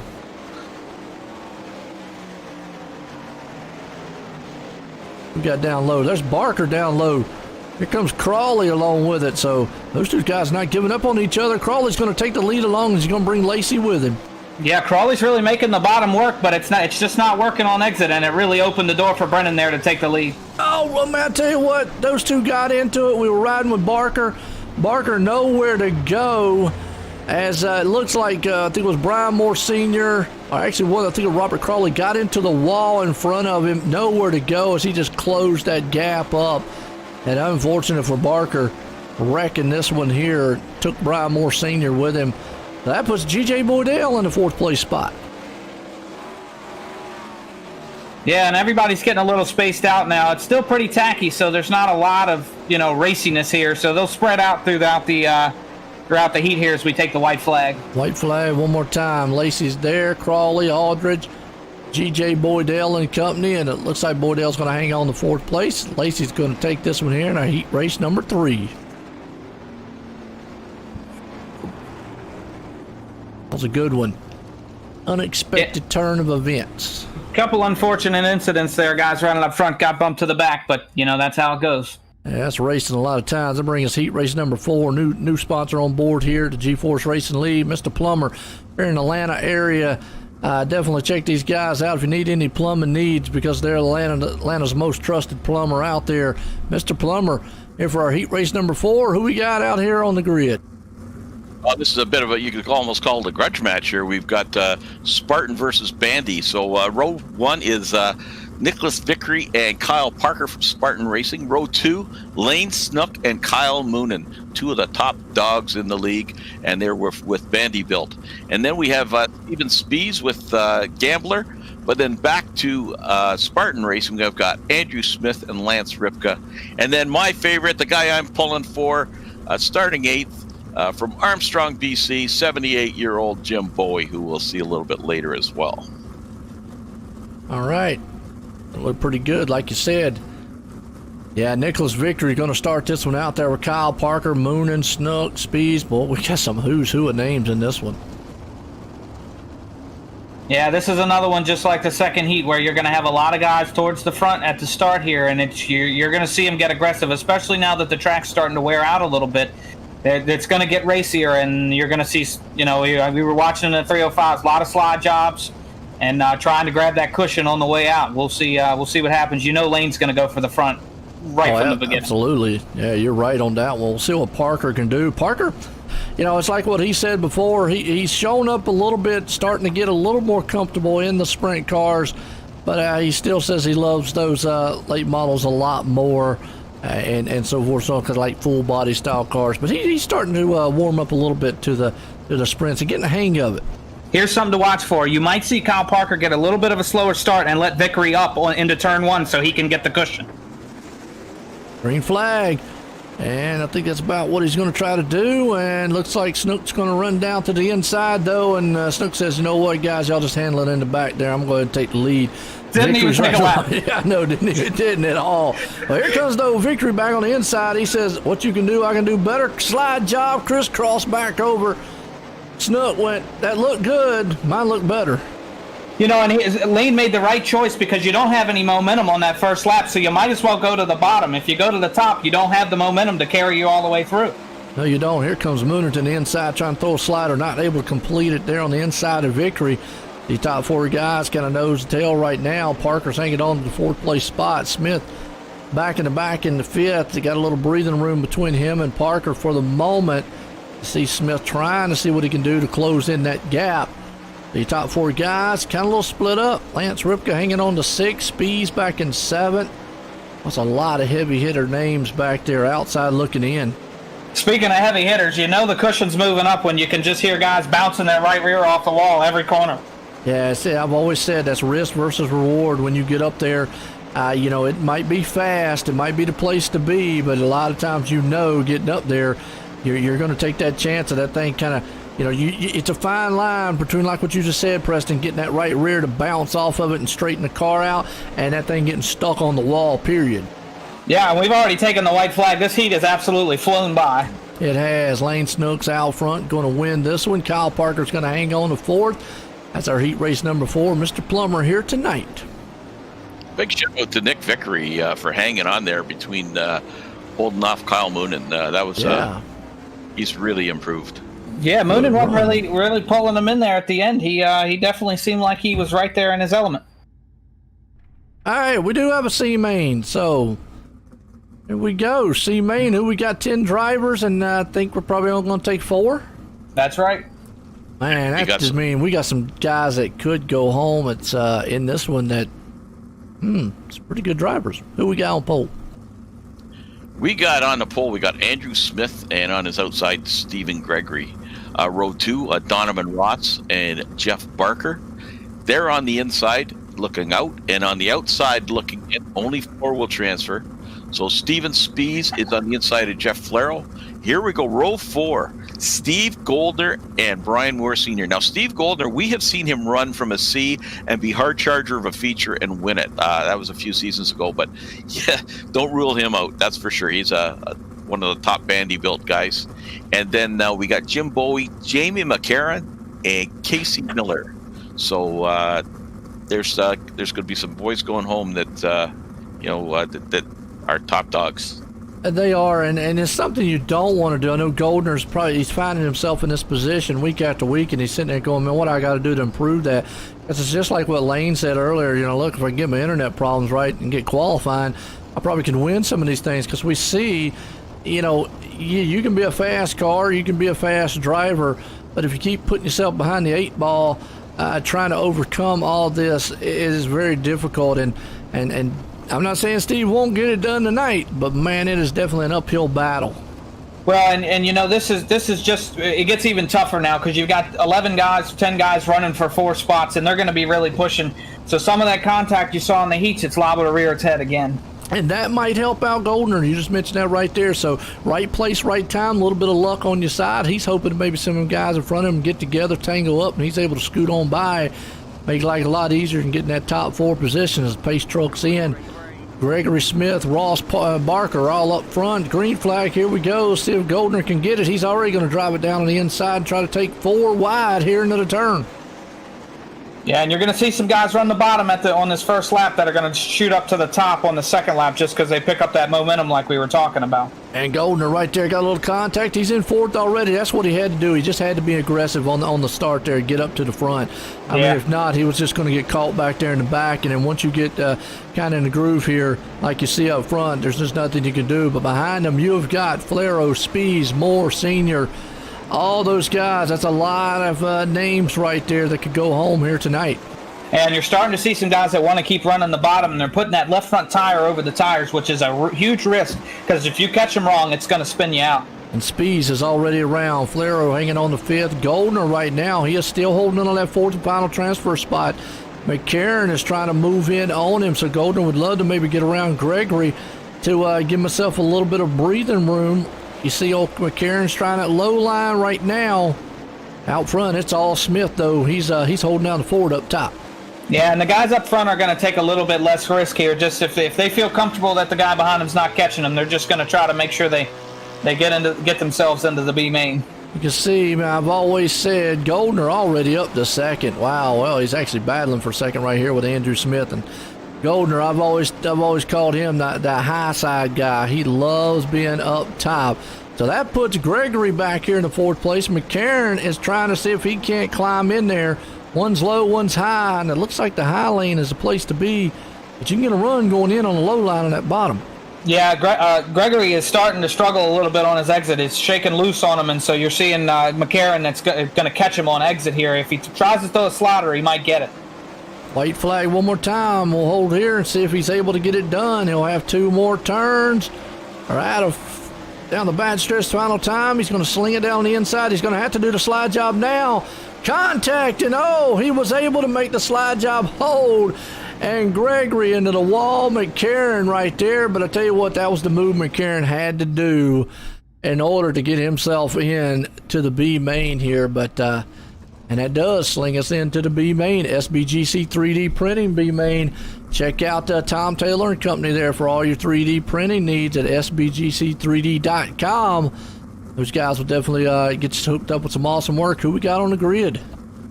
We got 11 gridded, or we should have 11 gridded, and 8 will transfer. I won't make the same mistake as the previous race. It'll be 8, not 4. And on the pole, Nick Erskine and Barry Goldner. Then we got Jeff Hayworth and Lance Ripka. Then we got John Hine, who was up in the booth, and now he's down there struggling to get into the feature. And on his outside, Bob Light. And then Aiden Young, Donovan Ross. Then Stephen Goldner starting 9th with Andrew Smith and Jamie McCarron rounding out the field. Like what you just said. Yeah, like what you just said right there, Roger. This time it's 8 that goes instead of 4. So, if anything's a little easier for the guys in the back, we're only going to see 3 go home. So Stephen Goldner and McCarron, who fought their way in, they're probably thinking, okay, we faltered in from 4. Now we only got 8, and we're a little bit closer than what we were. So we'll have to see what happens here. Yeah. Green flag. Let's see if Goldner's going to make the same moves that he made right there. He does. He splits the middle and takes it up through there. Wow, look at him. Boy, he went all the way to 4th. Yeah, and he's going to be pushing the lead by the end of lap 2. He's really made a jump there. McCarron actually fell back towards the back a little bit, so not having the same fortune. And Bob Light's man who was outside looking in, he's battling there with Hayworth. Well, he was. Now he's got Ross on it. So, and you've got Aiden Young now outside looking in, who was in there. Well, I guarantee that 8th place spot's going to switch several times before this one's over. Yeah, now Hines running the top, challenging for the lead here. Looks like he's going to take it over. I know he'll be pleased after the unfortunate incident in his heat. Well, he's got a heavy hitter behind him there, Stephen Goldner. Goldner's trying to see if he can't pull up. Erskine's there in 3rd place as McCarron. So your top 2 bottom guys that came from the C all the way here to the B right now are in the show looking as McCarron hangs on to the 4th place. Donovan Ross there in 5th. Goldner and Light, though, they're holding racing it out there for 6 and 7. In the meantime, Aiden Young, he pushes it into the 8th place, puts Andrew Smith outside. And Stephen Goldner just do a great slide job on Hine to take the lead there. Hine tried to cross him back over, but Goldner had all the speed coming out. And Goldner's long gone once he got around him. He was out there and just walked off from the field. Hine sitting in 2nd. Erskine's right there. McCarron's got a little bit on the back end, so your top 5 kind of spread out. Your biggest battle is happening back here from 6th, 7th, 8th on back. These guys are mixing it up because remember that 8th place spot, final transfer, and Smith is right there outside looking in. Yeah, and that's dangerous. These guys are really battling, but if they slip up and make a mistake, that puts them out of the feature and they go home. Yeah, that's just like what Bob Light just did right there. He got high, got a little bit wiggly, put Smith right there in the 8th place spot now. And there's what Light wants to see. Maybe those 2 guys, Ripken and Smith, get into it a little bit as the white flag flies. Yeah, I think they'll probably settle in here for this last lap, but there's a little contact there. Didn't amount to anything. No, it didn't. Final time, final turns on the inside. You see Smith try to run it in there. Light moves off, and Smith is going to be the one to take the 8th place. But in the meantime, Stephen Goldner is going to take the win here for our B main. Yeah, it's quite the run. I mean, it's no surprise to see Stephen Goldner winning, but, he started at the back of the C main and has made a great run through here. He'll have a decent starting position when we get to the feature here after the warm-up. Absolutely. That'll bring us up into our Icon Sim Sports intermission, folks. If you're looking for a rig that's going to get you started in iRacing or any sim for that matter that's going to be built to you to make you feel comfortable, check out iconsimsports.com. As always, we're here tonight racing with GForce Racing League here. Check us out on GForceRL.com. All the info there from the league on back, GForce Racing League. Justy Six, photo driver of the week here. I appreciate Justy Six coming on board with us. And hit the likes and shares because we're live tonight here on the GForce Esports on YouTube. 4 nights a week, Monday, Wednesday, Thursday, and Friday here. So definitely hit those likes and shares out there. I'll tell you what, real quick, going to step away and get a word from some sponsors here. We'll be right back here in a few.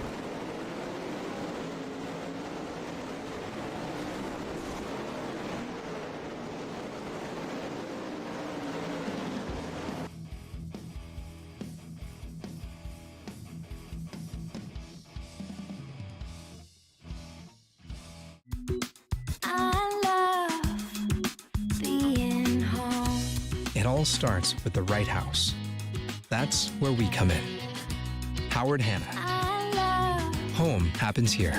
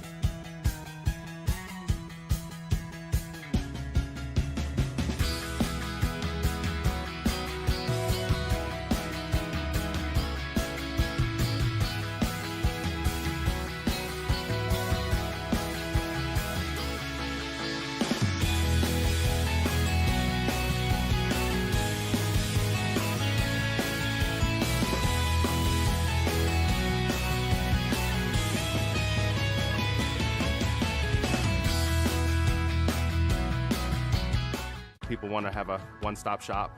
They need us for now all these different services, not just the heating and air side. When things are going wrong, you want the company that's going to be able to get things done as fast as possible for you.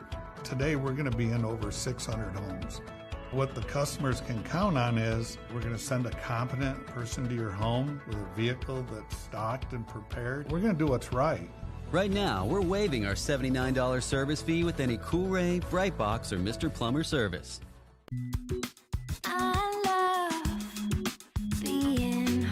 From finding the perfect house to making it your home, we'll be with you every step of the way. Howard Hanna. Home happens here.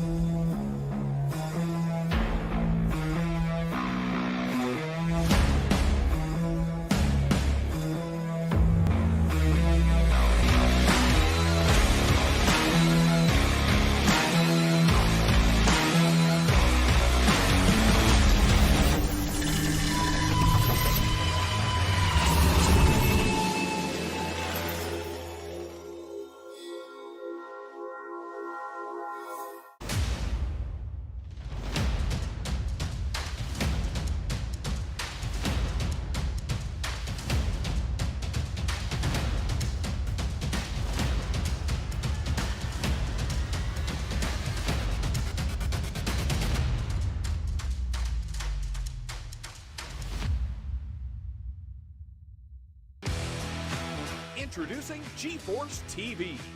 GForceTV.net is your news.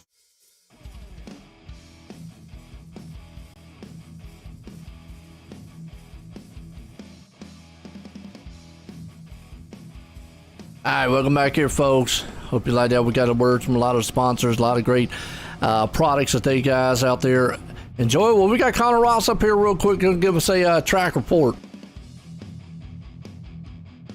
How's it going tonight, gentlemen? Going good, Connor. What was the track like in practice? What are you looking for? The first few laps is definitely going to be top dominant. There's some tack on the bottom. I'm starting on the bottom, so I'm just going to catfish my way around the bottom unless there's an opening on the top. But first few laps is definitely going to be top dominant, and I think once that wears out, you'll see more guys come down to the bottom. I think it's definitely a two-lane track, and I think it's definitely going to have a great race. Yeah, real quick. I like that, but what in the world would be catfishing your way through? That's bottom feeding, Joe. So you see, okay, I got you. You see Terry Landis do that every week. I guess Terry's going to be following Connor to the front at the bottom. Yeah, wow. Terry do it week and after week, so I'm like, yeah, you might as well. Well, I'll tell you what, good luck out there, Connor, man, tonight in the feature here. We got our Icon Sim Sports here feature. Well, guys, who we got? We got 24, some great drivers out here. Yeah, starting on the pole from Grand Forks, North Dakota, Matthew Croakey. And on his outside, the A&J Custom Creations, Andy Patton. Starting in the second row, we've got two of the Vanderbilt Racing guys in Brennan Lacey, and starting fourth, Lane Snook. Then we just talked to him. Connor Ross is starting P5, and on his outside is Garrett Pepiat. In the next row, you've got Robert Crawley and another Spartan Racing gentleman, Nicholas Vickery. Next row, we got Blake Chapman on the inside and on the outside. From Kreitz Sim Racing, Terry Landis. Yes, and starting in the sixth row, you've got Nathan Aldrich and another Vanderbilt Racing driver, Kyle Moonen. And with SRC, we have Brian Moore Jr., and on his outside, Steven Bixler. Starting in the next row, you've got the Ironman G.J. Boydell, followed by Spartan Racing team captain Kyle Parker. And then watch for this guy, number 30, Stephen Goldner, and on his outside, the veteran John Hine. And we're going green, so we'll cut it there. Well, I tell you what, green flag, like I said, 24 of these guys, they already mixing up in the middle of the field, 3 and 4 wide. Out front, Croakey, though, he wants to hold on to it. We got a car down in the grass. Hang on to it there. Yeah, that was Connor Ross. When he said he was catfishing, he wasn't kidding. He drove through the grass. He's going to go way down there in the weeds, wasn't he? So, he was looking for the lake. And there's what we were talking about. Terry threw that left front across the tires. He did, and we watched that one live, yellow flag out. We saw that one that was happening because it was actually on Terry Landis. But yeah, he hit this. Normally you can cruise across those tires and be okay, but the way he did it, it looks like he hit the slider, and it, like you said, it just caught it weird and kind of flipped that car right over. Yeah, you can get the left front over him, but once the center of your car kind of hits him, it'll pick it up, and it's hit or miss whether you flip or not, but it'll turn you at a minimum. There was a lot of contact on the start, too. I was surprised we made it as far as we did. Guys are really pushing to get to the front earlier. I think that the track wearing out is get to the front when you can. So far, so good. We're going to get set here to go back green. As should be Croaky's the man out front right now. Yeah, Croaky's been on a little bit of a hot streak between the Renegades and our Hometown Heroes series. He's been running really well lately, and you got Brennan Lacey and Lane Snook hot on his tail. Yeah, so you definitely got some fast boys up front. We'll see what's happening. Single file start. I know Croaky loves that. Most leaders do. Here we go. Pace trucks in. Green flag flies. We're back here racing on our feature. Yeah, I'm really watching that battle between Lane and Blake. They're only 2 spots apart, and they're fighting for points as much as they are a win. And Andy Patton's in the mix right there too with Chapman. He's looking in the groove there long because Snook has not been able to close in. But boy, I tell you what, Lacey got up her high on the top side of the wall, smacked that right rear off of it. Yeah, you can get away with that a little bit. You're not going to flatten tires like you would in real life, so you can bounce it off occasionally. Yeah, well, you got some huge battling going on in the back. Back around about where Kyle Parker and company is there. He is stuck back in about the 14th place spot, so a lot of heavy hitters. In the meantime, Lacey up here is harassing old Croaky for the lead. Yeah, he's just not quite getting the run he needs out of the corner. It's working through the middle, but Croaky's able to pull him exiting as we get another yellow flag. Yeah, that's Donovan Ross, unfortunately, around. Let's go back on a replay, see what happened to Ross on a Malcolm Mills replay here tonight. Appreciate Malcolm Mills coming on board here. One of the main sponsors, been on here for a while. Looks like he just caught the wall, and then he caught the inside tire, and that didn't go so well. Outside tire. That hurt. Yeah, Devo lives dangerously up at the top, and he's fast, but that's, all those top runners like Cote and that, when they're running high, it's always a risk. Especially with the 410s as they wear that track out, that top line gets thinner and thinner. And the real sprint cars, you see a lot of these guys, you talk about living dangerously. I mean, it's amazing how those guys keep them off the wall a lot of times. You see them up there, and they just run so close to it. But the throttle control they've got to be able to do it, it's like no other. Yeah, and don't look now, but Stephen Goldner's already moved up from 17th to 11th. No doubt helped out a little bit by the cautions, but he's moving. Yeah, what's up, Rail? Andrew, how you doing out there? It's just the race force coming to death of us. I hear you. All right, well, it looks like we're going to single file this time, so we'll see if Croaky's going to get another good jump on the field here.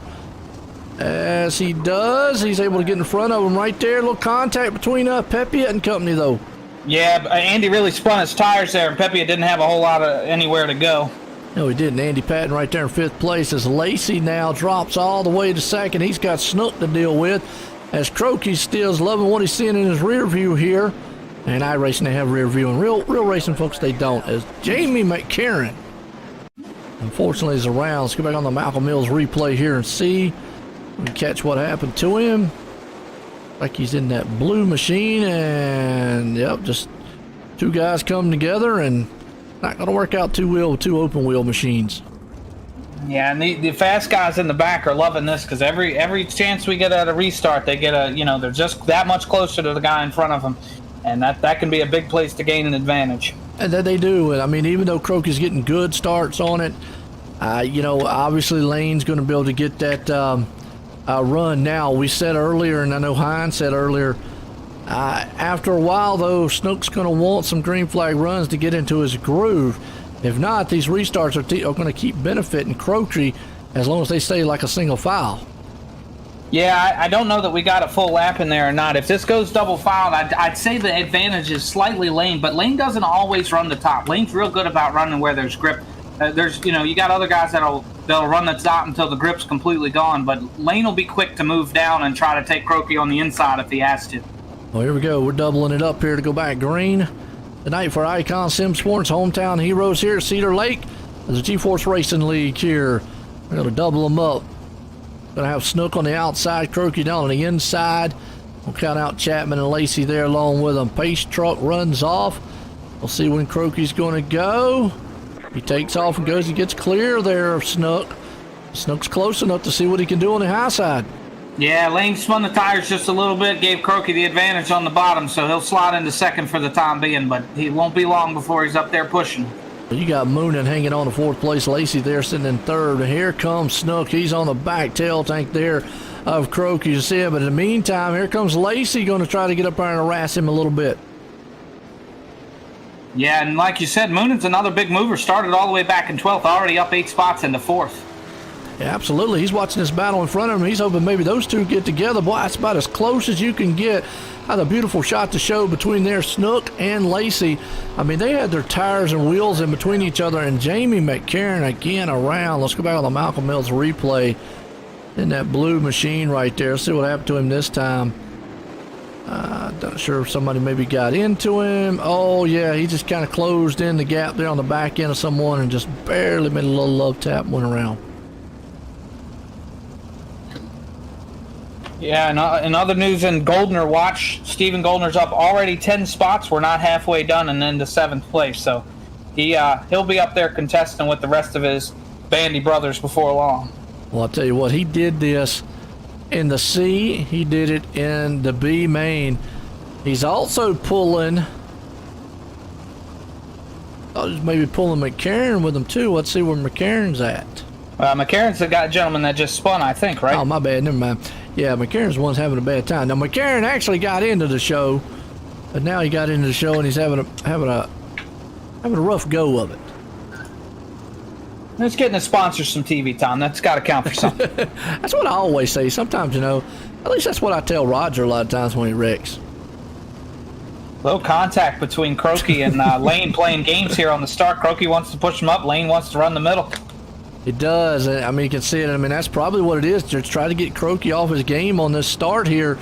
And he does, but it looks like he spun the tires like you seen just again a little bit. And that's going to let old Lacey down the inside. Yeah, yellow's out again already. I'm going to say that was Robert Crawley, maybe. I think Moore might have spun his tires and got out of position there.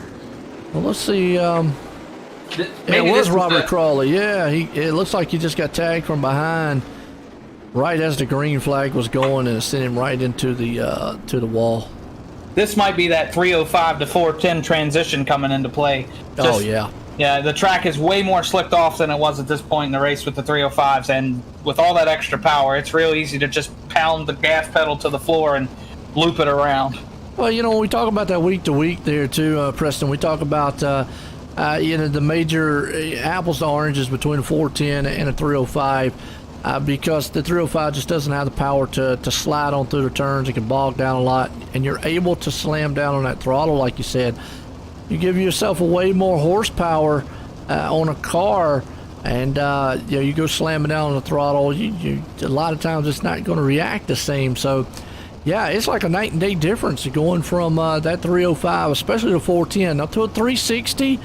It may be the transition might be a little bit easier. Still a tough go, but from a 305 to a 410, that's a huge difference. It sure is. It sure is. And I think that's exactly what we're seeing here. As we get ready to go green, Croaky gets a good jump. He does. He's been getting good jumps all night long. Snook's there, though, with him. He's going to try to attach on the back end of that roll bar and see if he can't pull around with him as you got Lacey there in third, and Blake Chapman's around. Yellow flag here. Let's go back on the Malcolm Mills replay. Goldner was also in that. Goldner. All right, well, we'll check and see what happens here. Goldner probably just a product of wrong place, wrong time. And yeah, pretty much he just wrong place, wrong time. Chapman got up into the wall. Wham. Done. You're P10, Connor. Yeah, I've fallen back. Well, you fell back early, I think, so you've been making lots back. You're just biding your time, buddy. I was trying to go fishing down in the lake there, and I guess that's not what you're supposed to do here. No, those cautions have helped a lot, though. Here we go. Going back green here, folks. I tell you, now the one guy that's loving all these cautions has got to be Croaky. Snook is not. He wants to get himself in a groove to where he can get hooked up on the back of Croaky, because I think Snook might have something for him. The problem is it's killing his momentum. Every time he starts to look like he's got something, yellow flag comes out, and it's just killing it.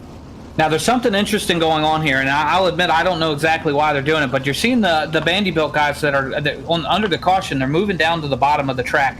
I saw Brennan do this in the Rebels race that he won on Monday. I don't know if they're cooling the tires. I don't know if iRacing does that. Yeah, in real life it would be cooling tires. Don't know if it does do that on iRacing. Couldn't tell you. Green flag. Here we go. Snook out front. Croaky there, probably not, because there is no tire model for the dirt, so that kind of answer our question. So it's not like on the asphalt where they do have a tire model. And Lane gets a great jump out of turn 4, and he's out on the outside of Croaky, and it looks like he's completed the pass here as Terry is on the inside of the track. Little contact between Croaky and Lane there, too. Yeah, they did, and you've got Lane still up high. Croaky staying down low. He's going to bring Lacey along with it. Yellow flag's out. Terry Landis is around. Erskine's around. Yeah, Erskine's around. Somebody was right at the top of the wall. Let's go back here on our replay. Here, we'll go back Malcolm Mills replay, and Terry Landis was the first one that got around on it. And he was down there low in the grass, just could not get that thing to go straight for the life of him. And Erskine was actually right there running, and then Erskine, well, we're watching the replay here still. We see Landis was able to get off the track, but then Erskine went up onto the wall, and he's up there stuck. And that's pretty much what caused the caution, was Erskine going up on the wall right there. Yeah, just to go back to something we were talking about, these tires do heat up, so they actually build pressure as you get into the race. You can check that in your iRacing settings. I do not know if by where you run on the track will they cool down or not, but they're all doing it, so I got to think that it must have some sort of effect. Well, the reason I say that is because tire model, I mean, obviously you talk about real distance. Unfortunately, iRacing has not gotten a true tire model for the dirt sides yet. And you know, dirt guys I know have been arguing and yelling and screaming for it. It will get there. It's unlike the dynamic tires that they have on the asphalt side, which do start off cold, start off with low pressures and build and all that stuff. So, yeah, it's like a night and day. But, man, we got to restart. We got Kyle Parker wrecking. We got several of them upside down in the back. I saw Kyle Parker getting out of shape in the back or one of the other cars in the back getting out of shape. Yeah, Brennan Lacey. Mills. Yeah, Brennan Lacey that started in third really looped it at the beginning and Parker right there, nowhere to go, got contact, and then it's just a pile up from there. It's a junkyard in the back. Wow.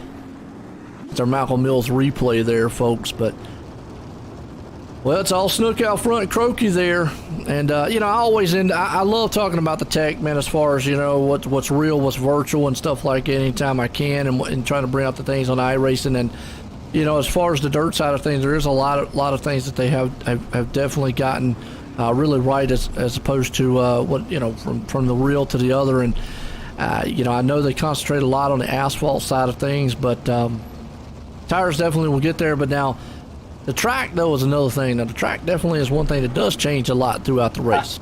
Yeah, whether it works or not, I just know Connor Ross is now running down the bottom with those guys. Oh, well, if Goldner, Snook, and Lacey, and all I don't them know are what they're doing, you might as well try it. I mean, you don't know what they're doing down there. I mean, maybe they're trying to get some, you know, now rubber could build on the track. I mean, rubber does build on dirt, you know, contrary to what other people might believe. It will. It's not just on an asphalt thing. So maybe they're trying to, you know, clean those things also. They don't spin the tires. Maybe that's another thing, because we saw, as we go back green, we saw Snook earlier spinning the tires, and right there, Croaky got out of shape and lost a lot of ground. He's back to 6th.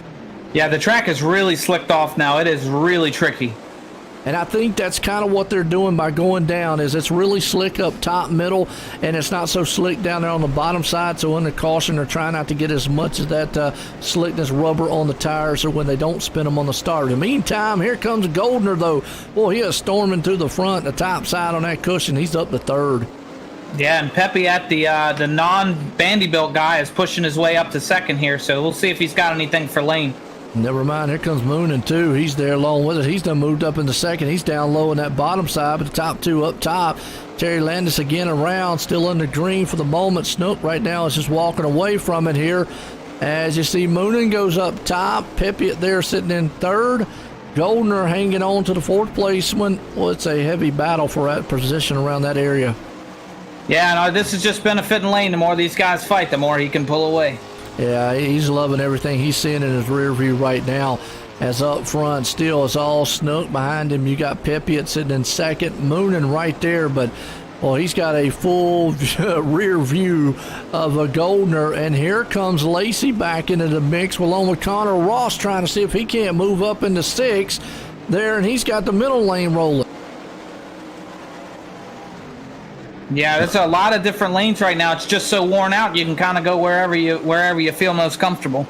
And that's some good racing too. Whenever you know you can go high, low, in the middle, and just take many different lanes around this track. The meantime, it's all Snook out front walking away. Second place is Pippitt.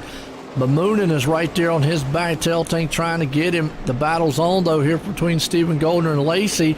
Ross outside looking in to seeing what those guys are going to do in his front here. So it's a huge race up front between all four of these guys, and Pepe and Moonen in the wall. Yeah, it was, wasn't it? Actually, Pepe blinked out, and the yellow flag is out. Let's go back to Steven. Guys, we got a caution. We got a caution. Connor Ross is now in third place. Hold on, man. Let me go back on my replay. Malcolm Mills replay. We saw Bixler was actually the one who probably pretty much came around that caution, but we saw Pepe blink, and then he disappeared. And then the caution came out afterwards, and Bixler just kind of went around there on this one. So, yeah, wild, strange one right there. Yeah, Pepe has had connection problems in the past, but our Connor Ross is in P3 right now. So, and he's down there cooling the tires, right, Connor? Yep. And cleaning them off, cooling them down with less Goldner. Whatever he says I'm doing, I guess. Well, we got Lane Snook out front. I know Lane did not want to see that caution come out, as Goldner right there behind him wants to see, and if Ross will be able to get up there on the back end. Lacey's there in fourth. Looks like they might go single file. Yep. And I got a feeling, I think that's what the whole deal is. It's basically a cleaning of the rubber.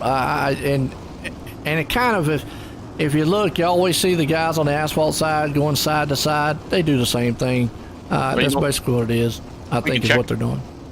We can check in the post-race interviews why they were down there. Oh, yeah, absolutely. Yeah, I mean, we'll check and ask one of these guys, hey, what in the world y'all running down our low for? He's trying to get a hot dog during the cautions. But nonetheless, green flag's back at it again. Goldner's up high. Ross is going to hang down low. Lacey's going to hang on, and he bumps the wall, gets into Hine. Boy, I tell you what, Hine was able to sail right past him. Where did John Hine come from? We got a car around in the back there, though. That's Brennan Lacey. Kyle Parker around. No caution, though. Yeah, we're still rolling here. Wow, but where did John Hine come from? Just out of the blue. He's up to fourth. All right, we got another caution out here. This will lead to our first green white checker. DJ Boydell. Let's go back here on the replay. Looks like some cars in front of him were beating and banging. He had to slow up right there. And, yeah, I'm not sure. And then he just got in the back end of another one and got sent into the pit lane upside down.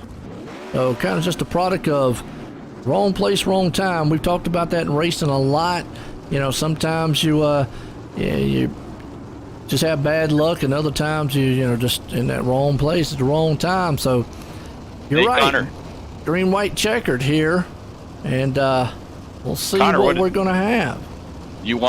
Were you looking for that yellow, Connor, or is that the last thing you wanted to see? The last thing I wanted to see, just sticking with Goldner is a huge confidence booster. I think if I get a good enough start, I'm not saying I'll pass him, but I might be able to get side by side. But John's my next worry, as he's really good, and I did not want to see that caution.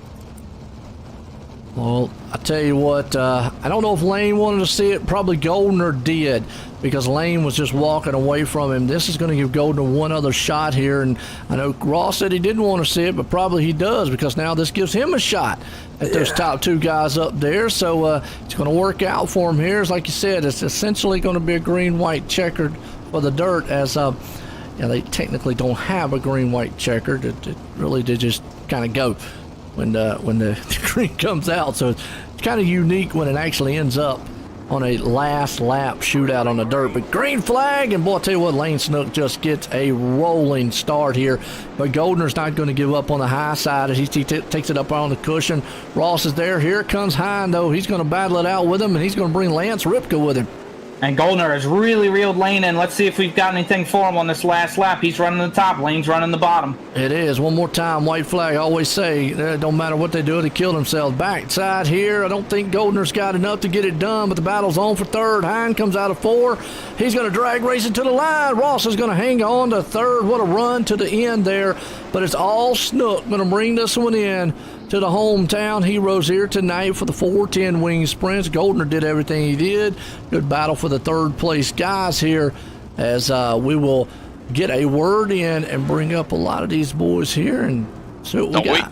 We don't even have to bring up the third place guy. He's here. Connor Ross, way to go, buddy. That was a tremendous run. I moved him down for a minute so we could get all the other guys up here first. Okay. Let him get the bearings there just a little bit, Let him get the bearings. That was a good run for him. He actually had to slide that thing in there on John Hines. So, yeah. That was a great run. So let's bring on Ross up here. You get a word with him. Hey, Connor, buddy, way to go, man. That was a great, great run. I'm really, really happy to see that. Yeah, man, I'm happy too, especially after the 305 performance. And I'm pretty pumped, actually. I was started 5th and fell back to 11th. And to come back, it helps with guys wrecking, but, to be that close to Snook and Goldner, it's definitely a confidence booster. Well, I felt like I'm trying to remember his name now when he was up. I'm not your dad, but, that Daytona race years ago when, who was it, Joe, that was cheering for his son to pull off the win. But not your father, but really proud of you, Connor, that I was really pulling for you there, and you held off some big boys, and you held off your boss, John Hine. So congratulations on that. You might have to answer for that later, though. Yeah, I'm hoping he gives me a pay raise, man. But in all honesty, thank you guys for putting this on. I got to thank a few supporters here at GForce, Burger Barn, Joe for putting this on, Preston for stepping up and announcing, Roger for everything you do, man. Congratulations on your win yesterday. That's awesome. Yeah, thanks for your help. Oh, that's awesome, buddy. No, I'll tell you what, like you just said right there, man, proud old Connor Ross coming home in third here. And this guy right here, Stephen Goldner, came through the field. He tried everything to get up there and bring him up here second place man, Stephen Goldner.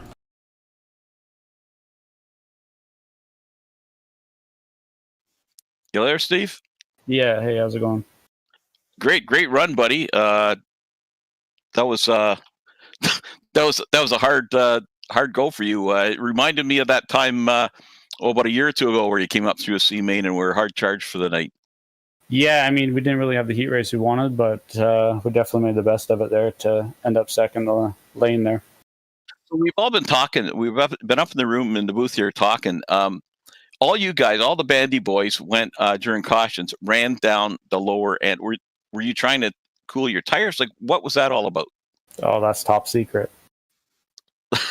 Well, Connor caught on real quick, and he was down there with you. So it was a great run, buddy. That was a phenomenal comeback on a tough start. And congratulations again. And you showed your talent. And I'm about to step out of the booth here, go downstairs, and get in my car, take your dad on. So, anyways, congratulations. Who'd you like to thank? I just got to thank all the guys at Vanderbilt and everyone that helps out on the cars and everything, and you guys for the broadcast and everyone for putting this league on. Okay, thanks a lot, Stephen. And again, congratulations. Thank you.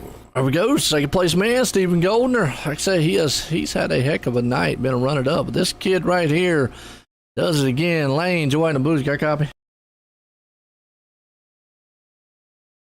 Lane, Joanne the Booze, got a copy? Yep. Well, Lane, I tell you what, you were close in the 305s. You pulled it off into 410. How was that thing feeling out there? It was pretty good. I kind of wish the race wouldn't have took so long. It was kind of messed me up. The track was changing every single start, but I found a line there towards the end and started to get her rolling. I know, and I got an idea why y'all did it. Going down there on the bottom of the track, I know iRacing doesn't have the tire model that the asphalt side has, but the reasoning why y'all were going down there on that bottom like that under caution? No, not really. We just kind of like to screw with everybody and have fun. And I was figuring maybe it's to clean off the rubber on the tires, but again, I know not to get so technical and so long-winded on it, but I know the tire model's a lot different and all, but we saw you going down there, and we were just talking about it throughout the broadcast, but nonetheless, man, as always, bad, fast out front, winning it here tonight. Got anybody you want to thank for it? Yeah, I'd like to thank Velocity Designs, Vanderbilt Racing, Jesse, Brandon, Goldner, Moonin, Lacey, Fitzy, JP, Dirt Doctor Trucking, Bow.com, Powerhouse Motorsports, Bagman Brothers, you guys for the broadcast, Roger and them for putting this league on, Universal Sediment Service, Declan Hart Associates, Keystone Alliance, KKP, Keys Recording Products, Fox's Pizza Den, Mexico Ridge Beef Farm, Snoop Dirt Designs, and the Old Hatchery. I'll tell you what, right there you go, and the list goes on for Lane Snook as he puts in a victory lane. Again, congratulations for that win here tonight, Lane. Thank you. There we go. He's going to go. Well, I was going to say he's going to go jump into the other ones, but no, we're not. We're going to be right back because we got the Old Timers race coming up next here, folks. So don't go anywhere. This ought to be interesting, and I hope y'all got a lot of water and drinks because it could take the rest of the night. Now, anyway, we'll be right back after this.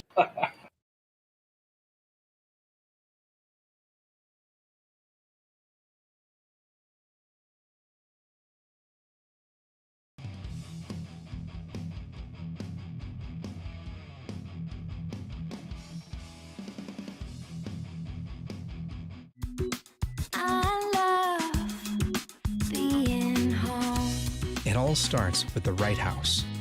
That's where we come in. Howard Hanna. Home happens here.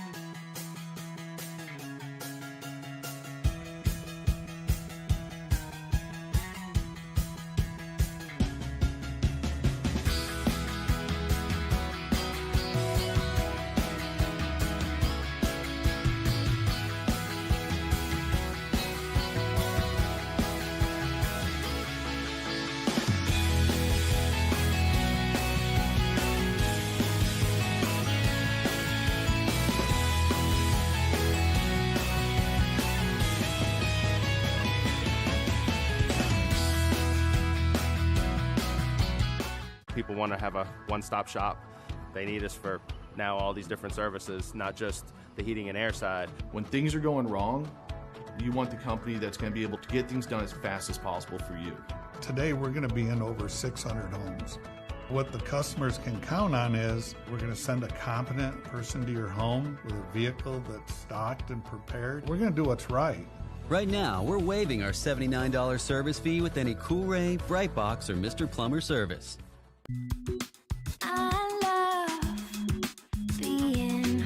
From finding the perfect house to making it your home, we'll be with you every step of the way. Howard Hanna.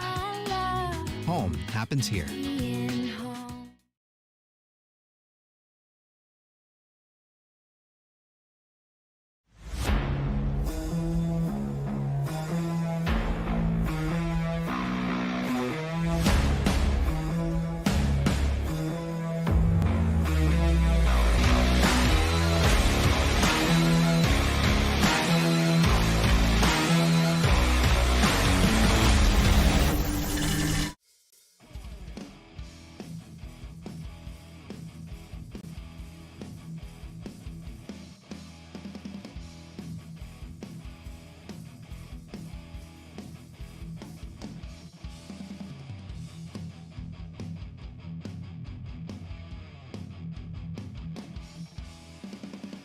All right, folks, you in for a treat here. We've had a good night here at the Hometown Heroes here at Cedar Lake for the GForce Racing League and the Icon Sim Sports here tonight.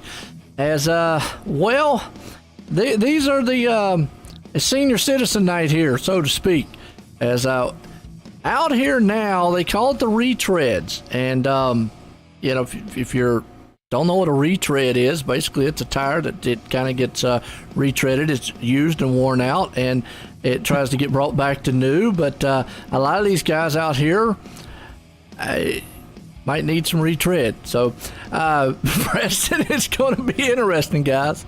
I think that explanation of a retreaded tire might have been the worst shot you could have taken at these guys tonight. So I applaud you. That was fantastic. These guys have drank an extra glass of Metamucil, taken an extra Centrum Silver, and they're ready to go. And get your Bengay. That's what they used to use back in the day, Bengay. I need some Bengay, yeah. So, got a couple extra Werthers stuck in the race suit for the long race. They're not going to like us after this broadcast. They're going to be like, a bunch of guys up there. That's not counting them. If they're happy with me when we're done with this, I haven't done my job. No, man. I tell you what, it's going to be interesting. So, and basically it's going to be a little different format than what we're used to. Obviously, we have heat races and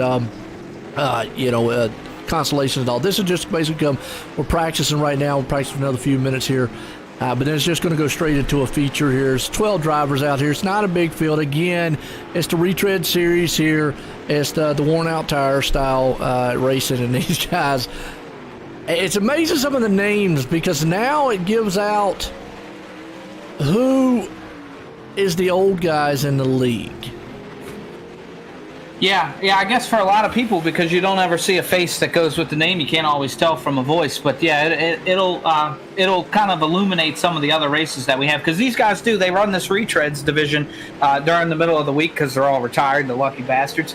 But but they do run with us during our weeknight races too. So we've seen a lot of these guys in the 305s and then most recently the 410s as well. We do. Now there's a couple weird names out here that I don't know why they did this to us, because now I don't know who's who, like Mr. Motorsports. I don't know who that is. Don't know who the lighter. Obviously, we can know who Goldner and Cranmer is. That's Mike Cranmer and Stephen Goldner. So we definitely know that. But, I'm not too much on the Mr. Network stuff because now we don't even know. I don't know who they are. So I will point them out as much as I can. So the Brewerton Beast currently sitting on the top of the warm-up practice chart here. That's Jeff Barker. The lighter, I'm sure, is Bob Light. It's got to be. Pops Goldner is actually Barry Goldner. Oh, there you go. Okay. Yeah, so that's one of our father-son duos. The other one, obviously, you mentioned is my father. Yeah. Mr. Motorsports, I'm proud to admit that I think I gave him that nickname. He's been involved in everything, and that's Bob the Good. Jim Bowie, pretty easy one there. Pops Moore is going to be... Brian Moore Sr., shouldn't it be? Brian, thank you. Yeah. Yes, General Patton, that's Andy Patton. Mr. Network, no clue. Mr. Mayor, no clue. The Bass Man, obviously, our president is Roger Craig, and the Iron Man is Greg Boydell. So I'm not sure about those two. Maybe, I know John Hine is here with us too, who's a lot closer to being able to race with these guys than I am, so maybe he can help us out. Oh, let's keep the roasting to the guys on the track. Oh man. I think if I'm correct, 888 in our league is I think it's Steve Mauer, so that might be who that is. That sounds right, yeah. Okay. Well, like I say, just never been fond of changing names because you got to be able to say this stuff on a broadcast, and that's really hard to say sometimes. We can just call him just like him, Pops Crammer, and then the lighter, and then all that kind of good stuff. These guys knew who they are. All right, Here we go. Feature, though, guys, and see how long it takes them to get on the grid. Yeah, they're all shuffling to their cars, so they're going to squeeze themselves down in there. Hopefully they've taken a leak. You might see a few guys pull off about lap 15. Well, Roger got in his car pretty good out there, so he's got his past blue ribbon already been drunk, and we saw him get his little what's the scooter they always talk about on the show? Oh, the hover round. Hover round, that's right. Yeah, they used to get on the two old ladies in that commercial. They'd get up there on top and then ride to the cliff and yell it out like you cranium or something, hover around. No, anyways. I think that's Ricola, Joe. I think that's a It might Ricola. be. That's a cough drop. It's all good. They won't remember anyway, so it's fine. Probably not. So here we go. Andy Patton and Company. Boy up. I expect Roger's car to be pretty fast. I know his crew chief, Fred Flintstone, probably had it tuned up here before, so. Oh, man. But he's going to be able to pedal it around the track. In all seriousness, Roger is running. He's on the hottest streak I've ever seen him on. So I fully anticipate him to be in competition for this. Roger did tell us before this started, these guys did not qualify. Their starting position is determined by their points, and it's inverted entirely through the field. And this is going to be good here. You got Patton out front. Pace trucks in. Here we go, folks. These are the retreads. These are the old guys of the league here tonight running. We don't get to see them run in a pack very often on a broadcast, but it ought to be fun. So let's see what they can get done on the track here. That was possibly the worst start I've ever seen, but they've made it work. Absolutely. As Patton takes it out to the front. I'm running chariots at look who's in 1.5, second, though. Roger Craig. Craig's hanging on to second there, and you've got a battle for third place there. The Motorsportsman and Bowie, those two guys, man, are chalking at each other. Yeah, Bob DeGood is knocking on his back door, and I'm seeing these guys run the high side. I don't know if there's an age limit to run up there, but they're doing it. Well, they're probably scared. I mean, they don't want to get up there, too much. The danger part in their life is gone. It's not like Preston, the young man out there laying snook or something, where you can kind of live a little dangerously. And already contact. It's like that was big. Little beating and banging going on there, but I think these guys may be a little less intense, so not quite as worried about it. Well, Motorsports, he's tired. He's got to take a nap. He's out in pit lane. Yeah, and Andy. Yeah, as I say, in all seriousness, these guys have a blast. Oh, yeah. So it's not, these guys aren't cutthroat like what you see like on our Monday Night Renegades. It's These all guys fun. are having It's all fun. Yeah, all fun, like you said. And we're having fun in the broadcast with the guys. But like you just said, there's enough. These guys definitely know what they're doing. They're doing a really good job out there. And definitely Andy Patton, we see him run these cars week in and week out. Roger Craig's been on a hot streak, like I said, recently. I know I give him a hard time a lot of times, but he's sitting there in second. You got Moore Sr. out there. We've seen him run through. Actually, he's sitting on pole here, once or twice here tonight already. The network man right there trying to give him a hard time. Barker, G.J. Boydell. So, yeah, a lot of these guys, even in the regular series, have done their job. But here in this one with the retreads, it's basically, like I say, it's all the older guys. Yeah, and they're running the 360 sprint cars here. So you see the few guys that ran the 410 race, Andy Patton included, who was quite quick, probably pretty comfortable now. The track's a little less worn out, and the car's a little bit more stable. Right now, Barker's got his hands full. The network's there on the inside, took the spot away from him. Boydell behind him. So, one thing I will have to say, and I guess it's not a jab at who they are, but these are. What are these? Is it 305s or 360s? These are the 360s, yes. This is 360, okay. Because I was about to say they look a little bit slower than what we were seeing before. They don't look like they're taking them into the turns as harsh. Well, I'm not sure if that's the car. Well, we'll just let that go. I don't want to accuse anybody of anything. Well, keep in mind, we just got some 410s out there, so that's true. That's true. Big difference between us wheeling those cars and these cars. But these guys, what's really neat about their division is week to week they can run anything. I've seen them running skippies, seen them running jumpy trucks, all kinds of stuff they do. I'm almost kind of jealous. From time to time I'll see that they're in something. It's like, wow. I mean, these guys just have a ball, and I guess Preston pointed out I'm getting close to that age, so I'll probably enjoy myself. Oh, yeah, you need to get the slow boat out there and see what you can do, man. You might have been able to get tugboat and take that thing in one tonight. You never know there, John. So look at this, Roger Craig. Looks like he's throwing the fishing reel out there and reeling in Patton and seeing if he can't get that lead, because he's actually gaining on Andy right now. Yeah, and you're starting to see the leaders are starting to catch the lap cars too, so that very well may have an effect. Andy's moved down the track a little bit. The track is a lot more worn out than I expected as well. I think they may have had a long practice session, so the track is definitely wearing, and it's helped Roger a ton. Now, here's the thing, and in Andy's defense, he's been racing all night tonight. His yellow flag is out, networks around, so Andy might be getting tired, so that might be another thing. Yeah. Yeah. Roger was about a half a car length lower than he was, and he's keeping his left side tires in that tack more than he was, and that's where he was getting the advantage. We watched the replay right here on the Malcolm Mills replay. The network just kind of got ran out, and now he's off the air, so to speak. Get rebooted. He did. Done for the night. Well, that puts Andy Patton out front. Like I say, Craig, he was running up on his back end there. So you got Moore hanging behind him. Preston, can you imagine Roger winning 2 in a row, what he's going to be like the next week? Yeah, it's going to be pretty unbearable, I think. We'll never hear the end of it, especially now that this one's haven't been broadcast. So I'm really pulling for Andy here. Roger's my buddy. I like to see him win, but 2 in a row might be just a little too much for the rest of us to handle. We need to quit talking about him, because every time I keep talking about him, something happens. That is true. That is true. Every time I've said anything, about him on the broadcast, it's always done, and I think that's why he just said, you know what, I'm going to retread ones, and I'll do good off broadcast, and he has. So, but he's actually doing pretty good. You got Moore right there behind him, so we'll have to see what happens. Can Patton, though, still hang on to the top side? Folks, these are the retreads, and when we talk about retreads, I know you're like, well, Joe, I know what a retread is, but why are you calling them retreads? Because it's the older guys here. It's anybody that is, what's the age limit? 51 or higher? 50 or higher? 60 or higher. I was like 60 or higher. So you got to be 60 or higher in the league to run in this one. Oh, we call them the older guys. But Andy Patton got a better jump that time. And here comes Moore to the bottom side there on Craig. Yeah, I don't think Roger quite got the start he wanted, and I think Andy probably may have seen what Roger was doing. He seems to have moved down that half a lane, and is really getting a good jump out of the corners now. Yeah, it looks like 360's working a lot better on the bottom than what those 410s are. Right there, Andy Patton kind of wiggled, but here comes Moore. It's a three-cart battle here. Craig's going to take the high side. Moore's going to take it on the inside. Might have opened up the door almost there for Brian Moore. We'll have to see.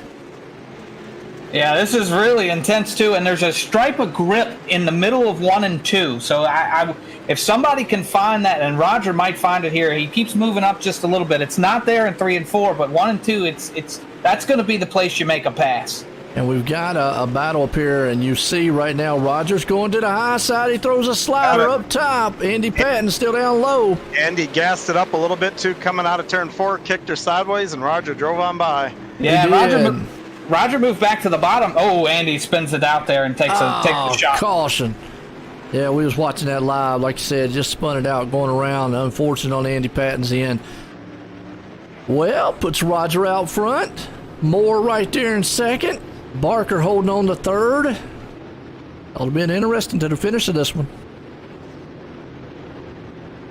Yeah, we'll see if Roger can hold on. I know Moore's coming, and he's quick. I mean, he's real quick. He's one of those SRC guys, and so quite frankly, I'm not sure if this is an open setup. You think these old guys feel sorry for each other, Oh, yeah.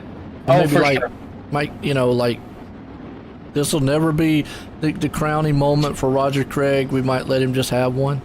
I don't know about that. You got to throw those conspiracy theories out there because, the older people look at conspiracy theories, man. I bet these guys behind him want the boss. There's something about beating the boss. And beating the boss, not only, like you said, they don't get on the broadcast at all, really, very much. So it's actually the first time they had.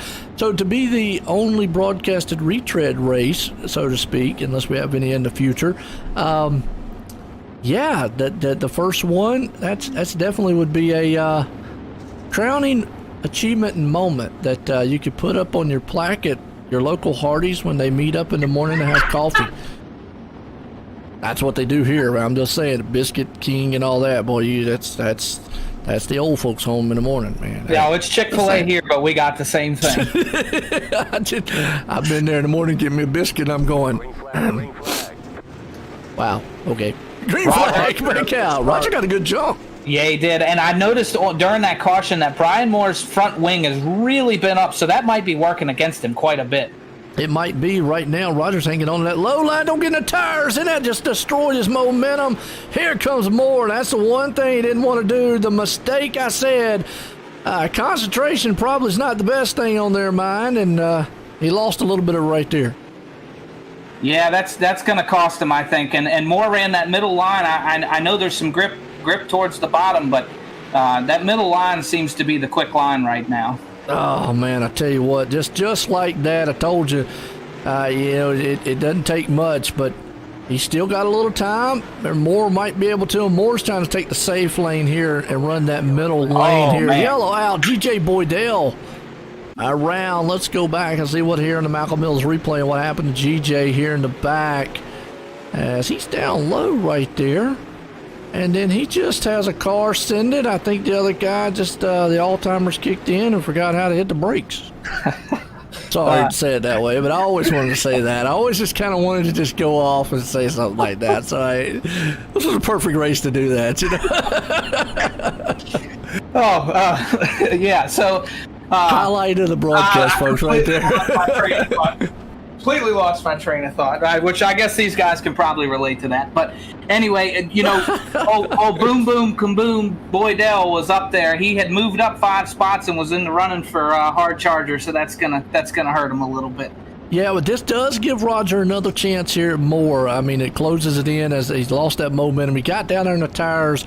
And that's one thing you can do. The way these tires are, obviously, you can go across them. If you go across them just right, you won't lose a lot of momentum. But it's just, we've seen a couple times tonight, guys went the wrong way, and it's definitely destroyed all kind of momentum or flipped over the car for that matter. Jeffrey Barker's still there, too, so don't count him out. Moore's going to need a good start here on this restart to get away from him, as it's going to be probably about a green-white checkered. Yeah, this is a green-white checkered, and Roger had found the line right there before the caution came out, so we'll see if he sticks down there. He's got a great jump here on Moore. He did, and he's stuck down there, too. If he can get another good run, the problem is Moore's going to protect that, so I got a feeling if Roger wants it, he's probably going to have to do a little bump and run. Who's this coming up on the top side? That's Goldner. Barry Goldner, wow! Out of nowhere, that man just got a shot of sugar or something or insulin, and because he's just out of nowhere, here comes Craig. Look at Roger! Out of the last run, Roger Craig's going to pull it off out of the last turn. I don't know where in the world Goldner came from, but and I don't know what happened to Moore. I think Roger just won the race trying to block off Goldner. I really think that's what happened. And Roger Rex trying to get to the... Yeah, he forgot how to get in victory lane. Roger's having a senior moment trying to get in victory lane. He is. He can't get in victory lane, but what a finish. Barry probably had Steven in his ear, and Steven was probably going, jump up there, jump up there. And here's the thing, too, is that's probably one of the most exciting finishes that we've had in any of them, but... Let's bring up third place man here, Moore, and let y'all get a word. Well, actually, I don't see Moore down there. Yeah, I'm working on finding him at the moment. Oh, okay. Well, we'll bring up second place man, Goldner, and let y'all get a word with him. Hey, Barry Goldner. Yeah, go ahead. Hey, nice run, and I think if you had another lap on that top, boy, how did you discover that, in the last couple of laps? I just kept driving around there and it looked like it was good up there, so I figured I was either going to pass cars or wad it up. It took us even by surprise watching. All of a sudden, it was like, where did he come from? And man, you were like a locomotive on that top side. That was really exciting. Did you? How many different lanes did you try through the race? Because it looked like you guys were just everywhere on that track, and they were all working fairly decent. I was running the bottom for most of it, and then I snuck into fourth, and I figured the outside looked good, so that's where I went. Nice. Well, that's a great run for being on the broadcast the whole 9 yards. Hey, who would you like to thank on helping you get to that point? I'd just like to thank both my kids. They try and help me out, and Roger for inviting me, and all the sponsors that we have for the night. Oh, that's great. Barry, that was a hell of a run. That is Barry Goldner, and he finishes P3 on the podium. Yeah, he does. Barry Goldner right there coming on strong at the end here. And we did find more here. Bring him up. Let y'all get a word with him. Well, I think he got a little sideways. After you got mine, he got a little sideways, and I think I might have touched it. Hey, Brian, we got you here in the broadcast booth. We wanted to obviously congratulate you on finishing third there. How'd that run go for you? Well, it wasn't bad. There on that last restart, I just thought to myself, well, I can either go through the middle and run the middle because it was feeling good to me, or I can just go to the bottom and protect the bottom and make anybody who's going to pass me go around the outside. And yeah, it didn't work for me. Yeah, well, we all thought you had it locked up after that first, when you took the white flag. It looked like you were pretty good. You know, you had the guys. But I think I said this on the broadcast. I think Roger moved up to block off Goldner, and he just happened to stumble onto something and got around to there at the last second. Yeah, and that was cool. That was a good run. Like I said, I just was trying to protect that bottom, and I might have came off the bottom a little too much coming out of 4, and kind of gave it to him, because if I'd have stuck it on the bottom better, I might have had something for him. But hats off to him, man. He went up there and tried it, and it worked. Yeah, it was fun. It was an absolutely great race. Anybody you'd like to thank here before we let you go? Just Roger and you guys for putting this stuff on, and my son for kicking me in the butt and getting me to come out and do this. It's fun. Yeah, absolutely, man. Well, great run again, and congratulations on your third place finish. Well, thank you.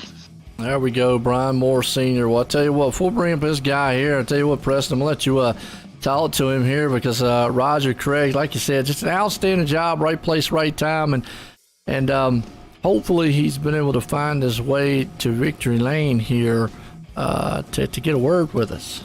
Yeah, so I've got Roger Craig here. First off, I want to check on you, Roger. Make sure your heart rate okay. Do you know where you are? I just called 911 and they're on their way. So. Well, we were losing our minds in the booth. It was the best finish to a race I've seen in a long time. And I told I said out loud, I think you moved up to block off Goldner and stumbled on the right line. You know what? I was running low, and I bobbled one turn, and Moore got around me, and I was afraid to go up because I thought I might lose a couple of spots. But then we got to that last lap, and while I was running a little bit higher than him, and I wasn't losing ground, so I thought I saw that there was still some traction right up by the wall, so I went for it, and you know, that's like somebody said, you know, every squirrel finds a nut once in a while. So it worked out great. But hey, you know what? We'll go up for excitement against the Renegades any day. You know, this is the most exciting division in the GForce Racing League, is the retreads. All the old boys know how to put on a show. Well, I would like to point out now that you found 2 nuts, and that's because you've won the last 2 races in a row. That wasn't intended to be a crude joke. But so now you've won 2 in a row. Han and I were talking. Are you going to be absolutely unbearable for the next week or so? You absolutely know it. I got, you know, I've waited 2 years, and now I've got a back-to-back victories, and I got to make the most of this opportunity because it might not come around again. Well, I'm shutting off my exec committee chat for a week. Yeah, it's vacation time. Congratulations on the win. Who do you want to thank here before we let you go? Well, yeah, I didn't even think I never get a chance to do any of this stuff. So just want to thank my wife for letting me do this. That's the first person I want to thank. And then and Crate Sim Racing Team and Coast to Coast, the best bunch of guys anywhere. And can't wait for this COVID stuff to end so I can actually meet all my virtual friends in real life. And all the guys in the league that make this so much fun, and for sure my retreads buddies, because I'll tell you, we have belly laughs every week when we run, and it's just a great group of guys. And you know, can't thank you enough, Preston. You know, everybody mentions my name during these, but you play as big a role as I do, and I get the credit, and that's not right.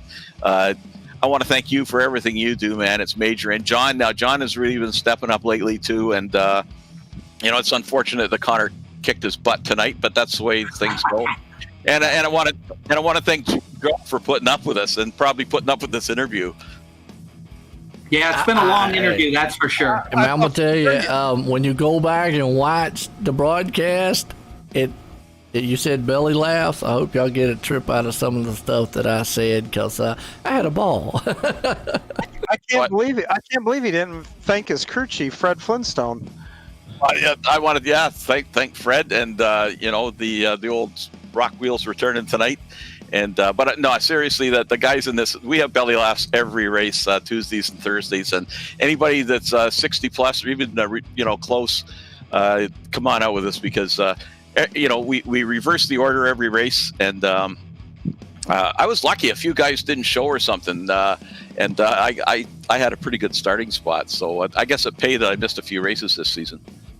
Yeah, well, we got to get over here to the Demolition Derby here in a minute. But great run, Roger. Congratulations again. Good luck fitting your head through the door. But we've got to get you back on the bus so we can get you to bingo. Absolutely. I got to get in this next session too. So thanks, guys. Well, I'll tell you what, right there, Roger Craig putting it on home for an exciting finish here in the retreads. Well, folks, don't go anywhere because if you thought that was fun and was exciting, wait till you see what we got up next here. We got some demo derby. Don't go anywhere. We'll be right back.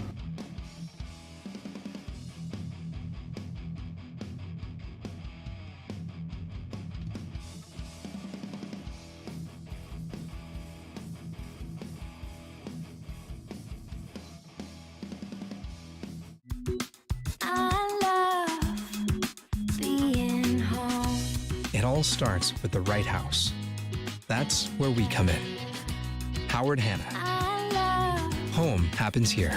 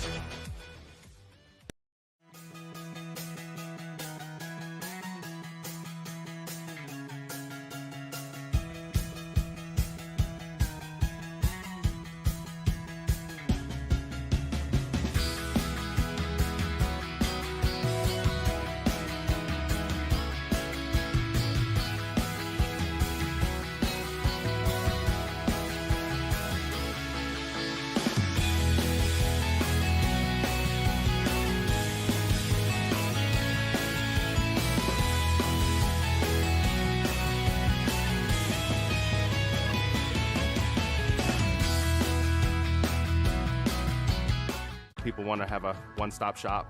They need us for now all these different services, not just the heating and air side. When things are going wrong, you want the company that's going to be able to get things done as fast as possible for you.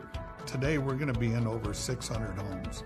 What the customers can count on is we're going to send a competent person to your home with a vehicle that's stocked and prepared. We're going to do what's right. Right now, we're waiving our $79 service fee with any Cool-Ray, Brightbox, or Mr. Plumber service.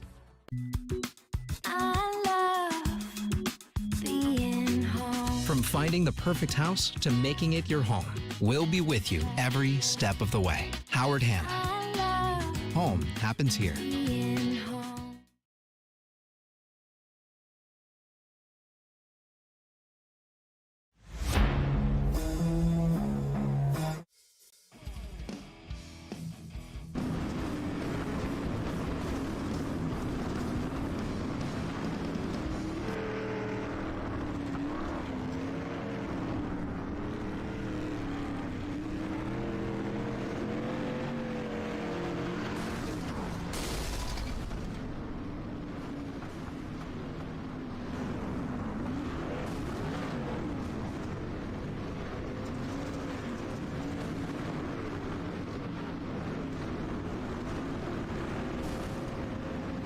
All right, we're back, folks, here for the Hometown Heroes, the final here for the night, and we got a treat for you.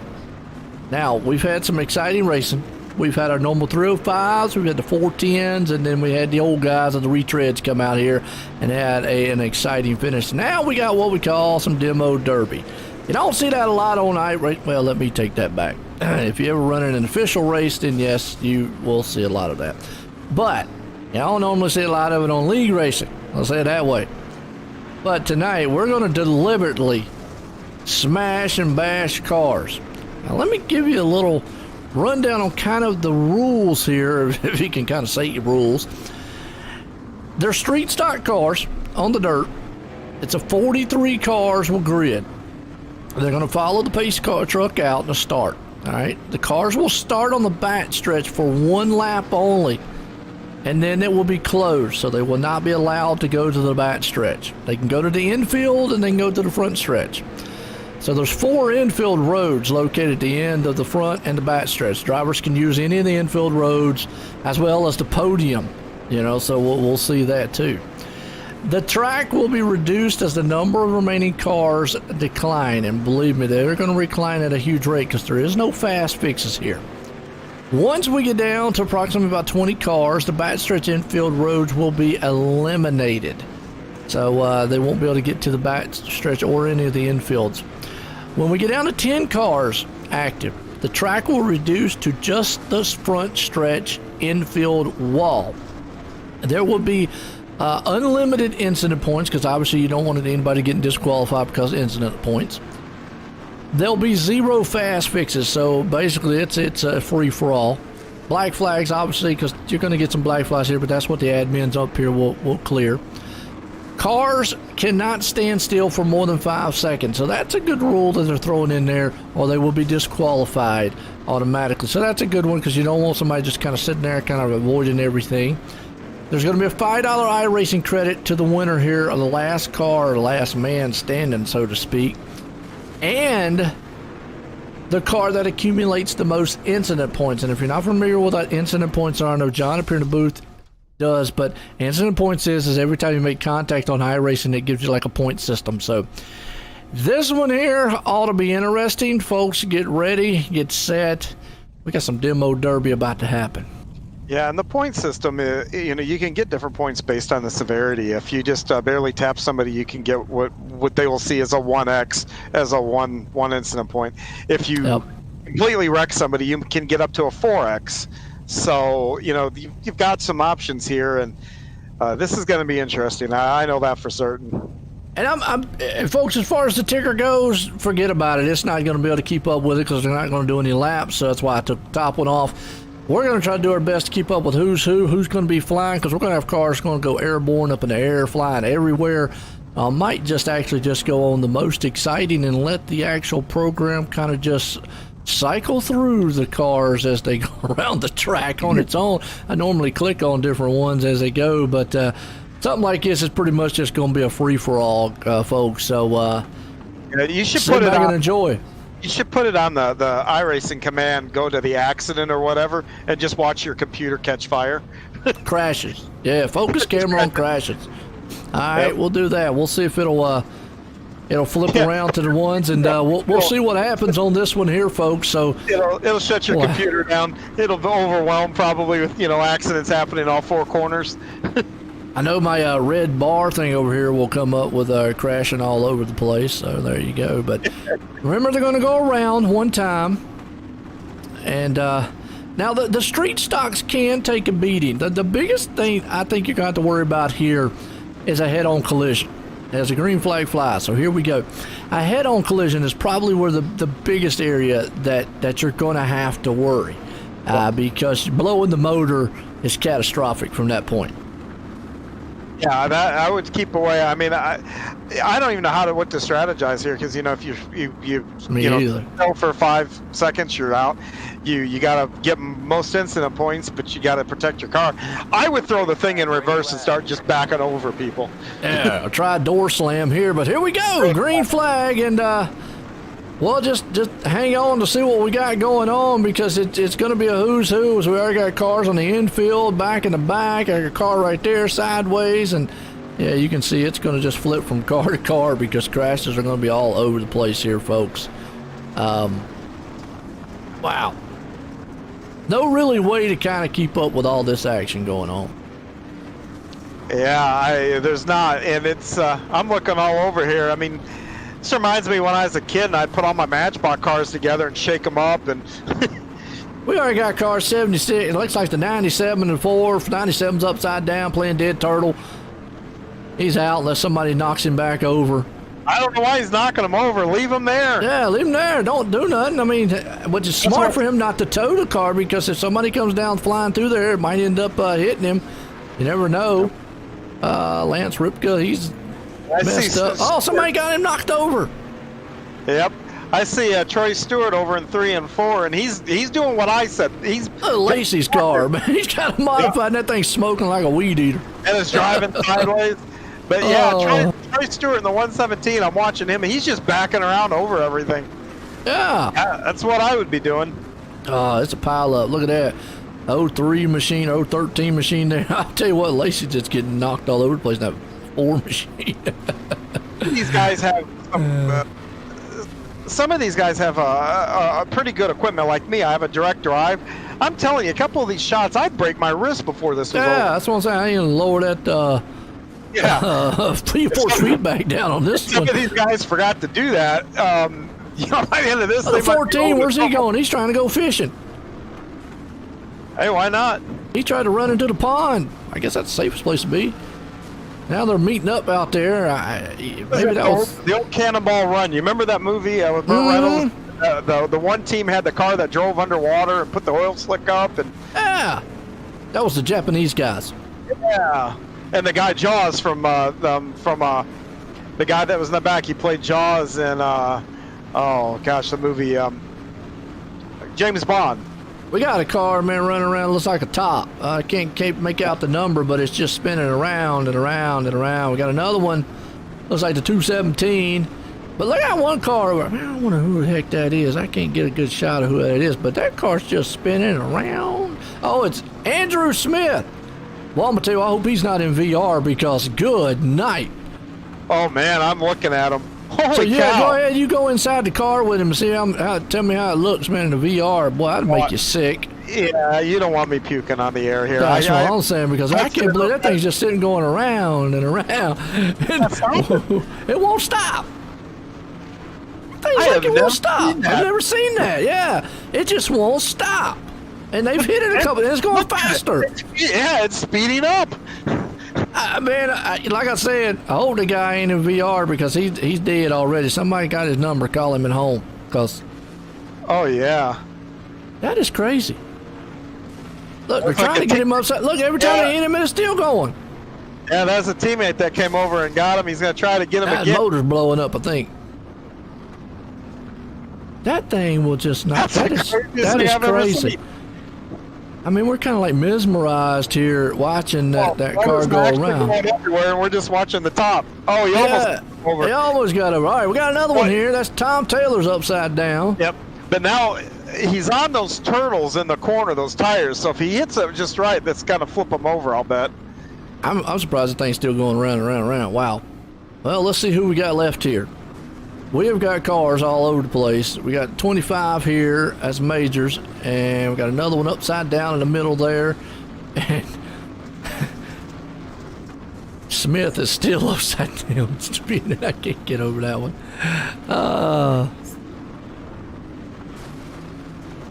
Oh, he got one of the cars got over. We're starting to see some attrition wear down here. So, a lot of smoke out on the field, but this is wild. I can't believe Smith is still. We got a car just went flying. I don't know who that was. It just went across the screen. Jack. Oh no, it was 226. 226. Like. Carson Sherry, I think, might have been that.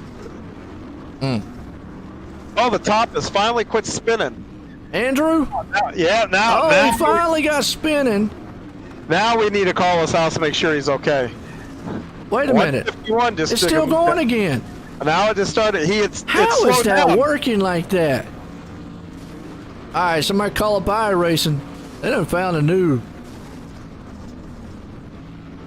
What? I think everybody needs to go right under the track and try to get this poor guy turned back over. I know, man. The poor guy, he's drunk. No, and then Moore Jr.'s upside down. 14's upside down. The 14's doing the same thing. That's Tom Taylor. Except he's kind of. Yeah, he's upside down. He's got his Victory teammates looks trying like Victory's trying to get him up. Ricky's like, I'm trying to help you out, man. Come on. Let's see if we can get him over. Oh, he almost got him. And I'm telling you, I would almost be worn out by this point, wrecking into people and That's what I'm everything. saying. Smith's still out there. So, oh, and Smith got on his wheels. No way. He's about to go. He's gonna go back. Almost. He got back on his wheels, but will the car run? The car's not running. But now there's another one down there spinning in them, almost the same spot. Yeah. But the thing is, Smith was able to get the car run upside down. Wait a minute. Wait a minute. Did it fire up? Yeah, or is he unconscious because he got sick and passed out? That's true, too. I mean, yeah, he like fell out on the floor, folks. Like I say, one in front of him, man, is pesticide in the track. Good night. Yeah, Smith's back at it, man. Had to catch his breath for a minute. I don't blame him. Wait a minute. That thing's still going around in circles. Is he near it? Near another car, but he's not upset. We are mesmerized by Andrew Smith here tonight, but man, they're tearing him up on the front stretch too. We got looks like that's the 28, 128. 125. That's Yeah, Lane Snook. He's upside down. Yeah, and then it looks like Lance Ripka might be upside down a little bit further up the track too. So who we got left in this thing? Oh, the 25 just got turned upside down. Well, now they've all kind of congregated here to the front straightaway. And that's what they're doing. I think we're down to the last 10. We're all on the front straight here now. Just trying to see who's who. And one of the guys just did an awesome flip with the 14 right there. That's GJ boy, not GJ, but he Tom did a Taylor. beautiful. Now he's stuck. Yeah. So was the 25 machine. So now, if you get stuck upside down, you're not technically dead, are you? That's why Roger gets paid the big bucks. He's down there. He'll be Yeah, it's making the last call. minute. I mean, I would technically say yeah, because the car's immobile, but what? I think we're down to the last handful here for sure. We are. Looks like there's GJ Boydell. He's doing what you're talking about, backing that car in. And there's the wrong way to do it. Why did he do that? He just backed it in and flipped it. Yep, probably because he didn't realize it'd flip over. That's exactly what Tom Taylor, who's right next to him, did. We got 3 cars now right there, all 4 cars now upside down. Oh, man. Boydell looked good, too. All right, Majors is up. Andrew Smith is still running. Oh, well, it looks like Ripko will be out because I just heard his engine blow trying to But the turn thing it over. about Smith is now that 5-second thing, he's been close to it a couple times, but Smith, for some reason, that thing's still going around circles. Is Smith near his car? I don't know. So, he stopped right there. Lane's moving again. Tom Taylor got turned back over. I'm going to tell you something. I'm watching Andrew here. You said strategy. I think Andrew might have the perfect strategy. He sat there and got a huge amount of incident points by being upside down like he did. Okay. Having everybody hit. And have everybody hitting him. Here, though, he is stopping every once in a while. He is using the whole amount of that 5 seconds. And then he goes. So, what do you think about that? That's a good strategy. I think Boydell's engine just gave way trying to turn himself over. Lance Ripka's upside down. Who His we got engine left? top. 14. Tom Taylor got back up top. Smith is... Boy, well, there's Tom Taylor and 36 machine. Who's the 36? 36 is Barry Goldner. Oh, and he just went upside down. Yeah, he caught the end of that wall. Oh. Now we're down to Tom Taylor and Lane. Oh, Tom almost turned himself over. Don't do that. Don't do that. No. You think I would learn? I would Don't do think that. so. Lane was going after him. We got another one down there spinning. He's going to be sick. But Tom's trying to, he's doing your strategy. Back him in. Oh, he's wanting to hit him in the front. That's what he's wanting to do. Yeah, I mean, if you can hit them in the front with your back. What happens here? Right here. Tom's spinning around. Where'd Lane go? He's coming back down the stretch. Oh, no, don't want to get caught up. Oh, here's Lane's chance. Nope. Boom. Got another car at the 26. Yeah, but he stood longer than 5. Oh, that was a good flip. That could have done it right there. Yeah. Because, I mean, technically speaking, he's out of it. That should put Lane as the winner. Yeah, I think if any of these guys can't get it flipped over in the next 10 seconds, that should be all she wrote.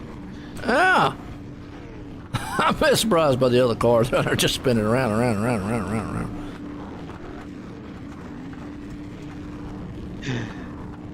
I think Lane Snook's won it. Yeah, last man standing. Now, he may not be the guy that... He might have won that part of it because there's 2 points to it. And also the guy that had the most incident points. I'll be really interested to see. Well, what? I can see the incident points. Yeah, you can see them, yeah. Lane Snook has 36 incident points, so he's last man and has the most. Okay. Well, Roger's up here. I'm going to say that Lane's won this thing. Well, I think, yeah, Lane's won it, and he also had the most incidents, so and Tom Taylor, we're going to, he was the other guy, right, that was the last man standing. Yep. Yeah, so we've got, they're not up the waiting room yet, but we asked them to come up. So, yeah, that was pretty crazy. It was, I had a hard time getting in the session, so I was in a panic mode.